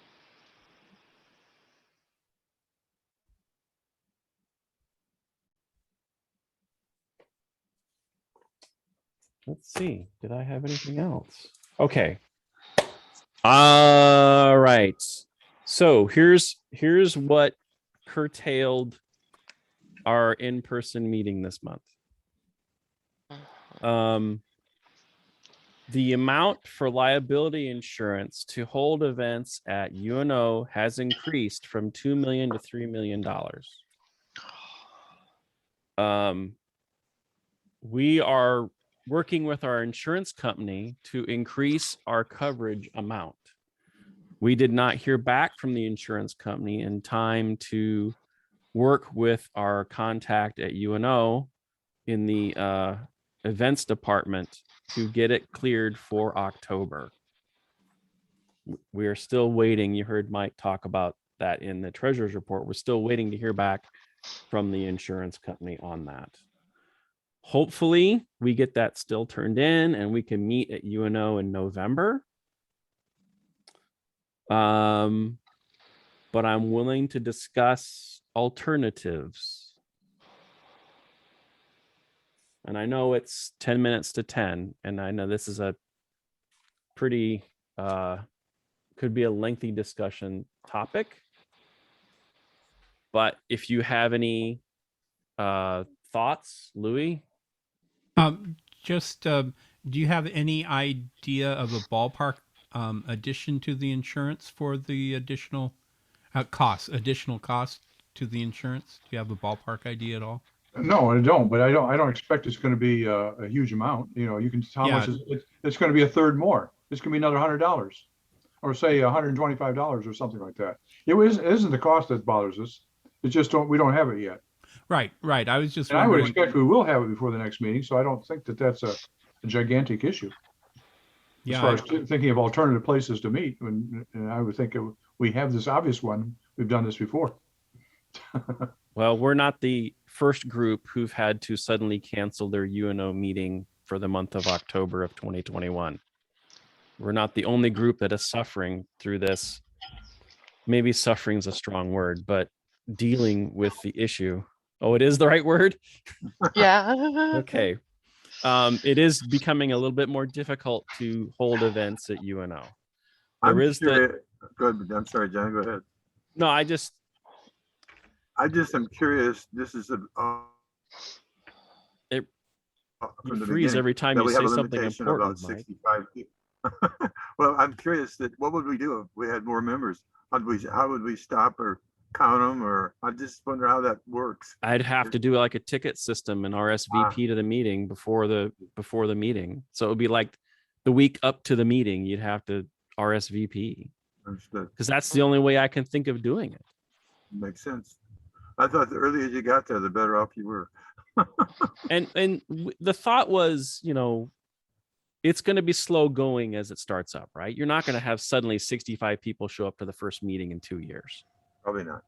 It's going to gradually increase. And when we looked at the numbers in 2019, it was anywhere from 48 to 65 people in the meeting during that year. So you can figure the average from that.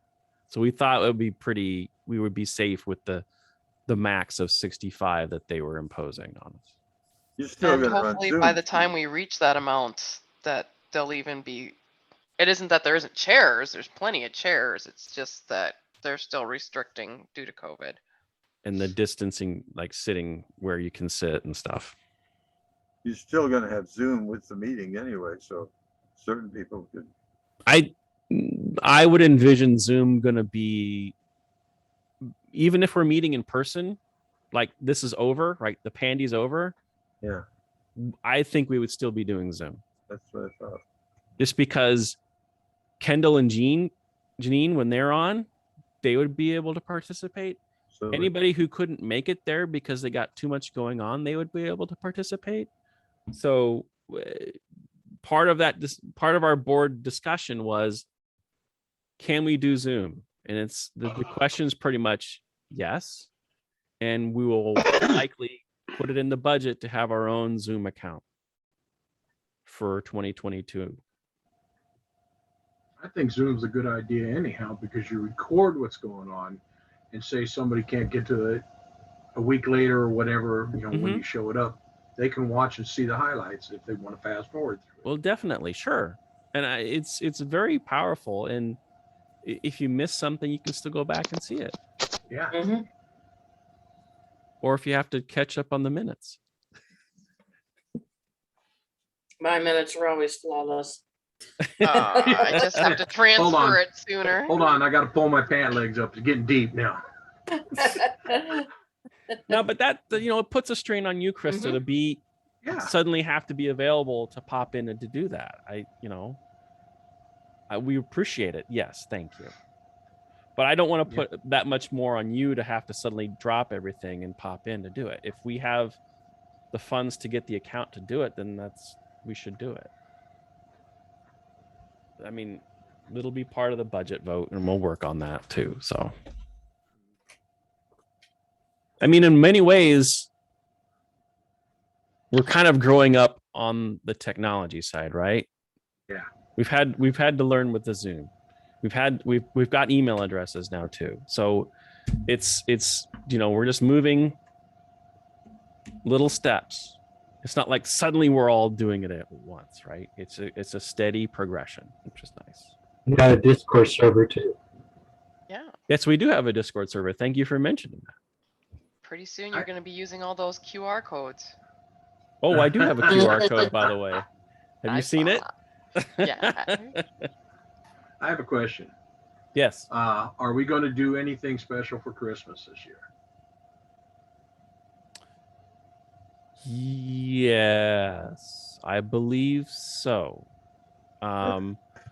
We had because of the restrictions about food at UNO, we were kind of like, maybe we wouldn't hold it at UNO.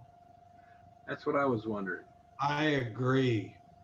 You know, So on mine, there's 4 sets of pictures plus 2 on the bottom, and in the middle of this second to bottom row, you know, they've got a nice area. That'd be all right as long as it's not snowed. You know, people going driving down. Are you referring to Jordan and Julie? Yeah. Yeah. On mine, it's actually what I got 20. So they're number 18. There she is. We need to give her just so you guys know, yeah, it's still available if you need it. And hopefully I'm speaking for Jordan also, but yeah, if you guys still want to use the space, it is available for us. just need to give you a week's notice or more. Right. More would be preferable. Yes. So if we say December, Yeah. okay. That's more Then than I can make sure that we'll make sure that we have that time scheduled for OAS and not schedule anything else. That is Friday the 3rd. Okay.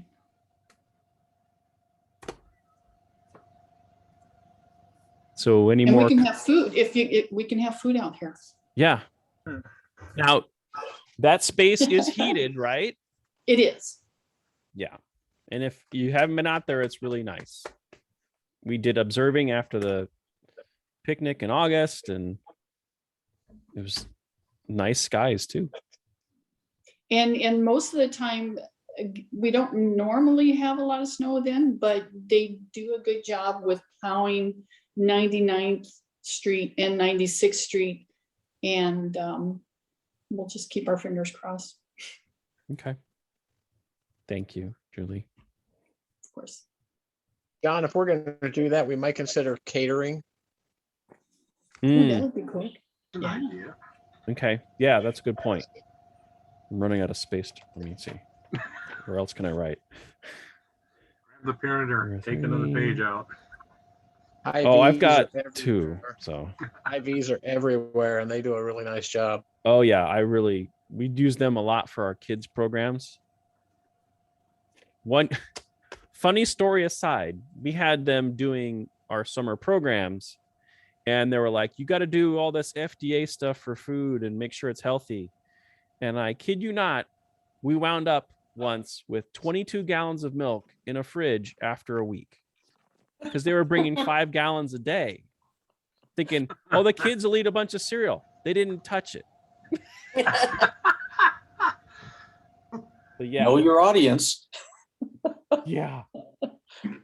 Okay. So The only concern I have with having it at the Cane Farm is that the Cane Farm needs to be paid, and whatever the going fee is, I'm not sure that we should have any special fee. If we would like to use that facility and it's very nice, then I think we should expect to pay for that facility. Which is fine. We'll accept that. Yeah. No argument. There was a mention of it, Steve, in the. Yep. I've held out from giving it to them because we were wondering what there was going to happen with UNO and if we would use it more this year. So that was the only reason why I haven't given the honorarium yet. Julie and we discussed it. Good. Yes. John, as far as using UNO, if we have one classroom, can we have 1 or 2 other classrooms set up for overflow if we needed that? Just an idea.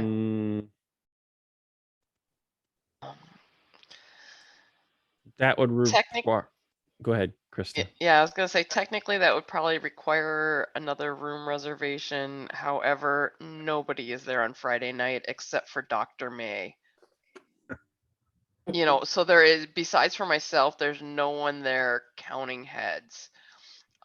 There's no one there verifying that all of our food is individually wrapped from the university food service department.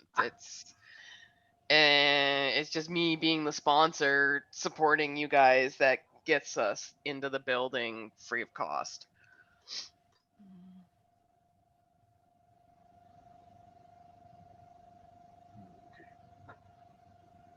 Well, I, for one, would hate to put you into any kind of jeopardy for having anything like that.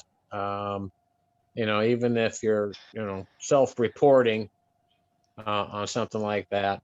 But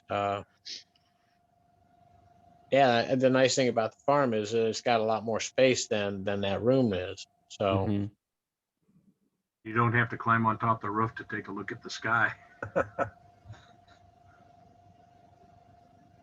Nor is it light polluted.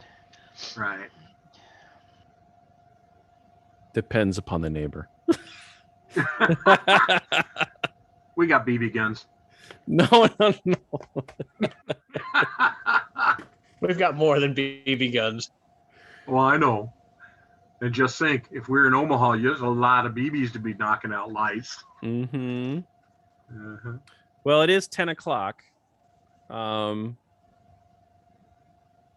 We can continue to visit, but we can formally adjourn the business meeting.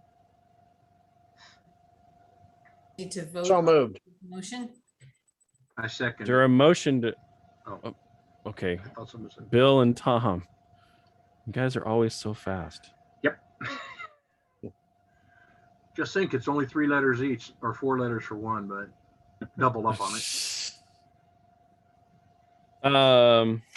Yeah.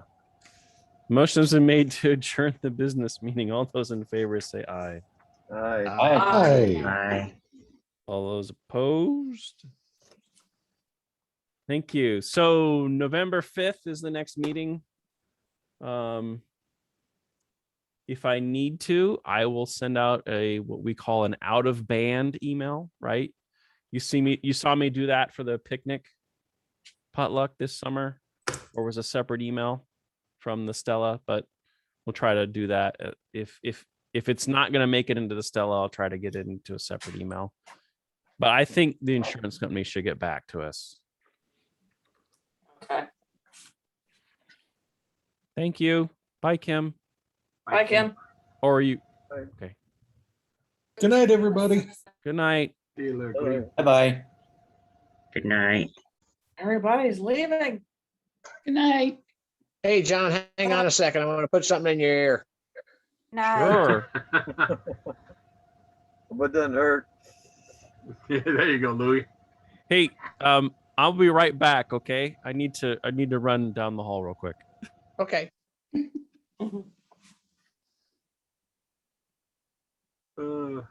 We can talk about him now. Is the recording off, Krista? Nope.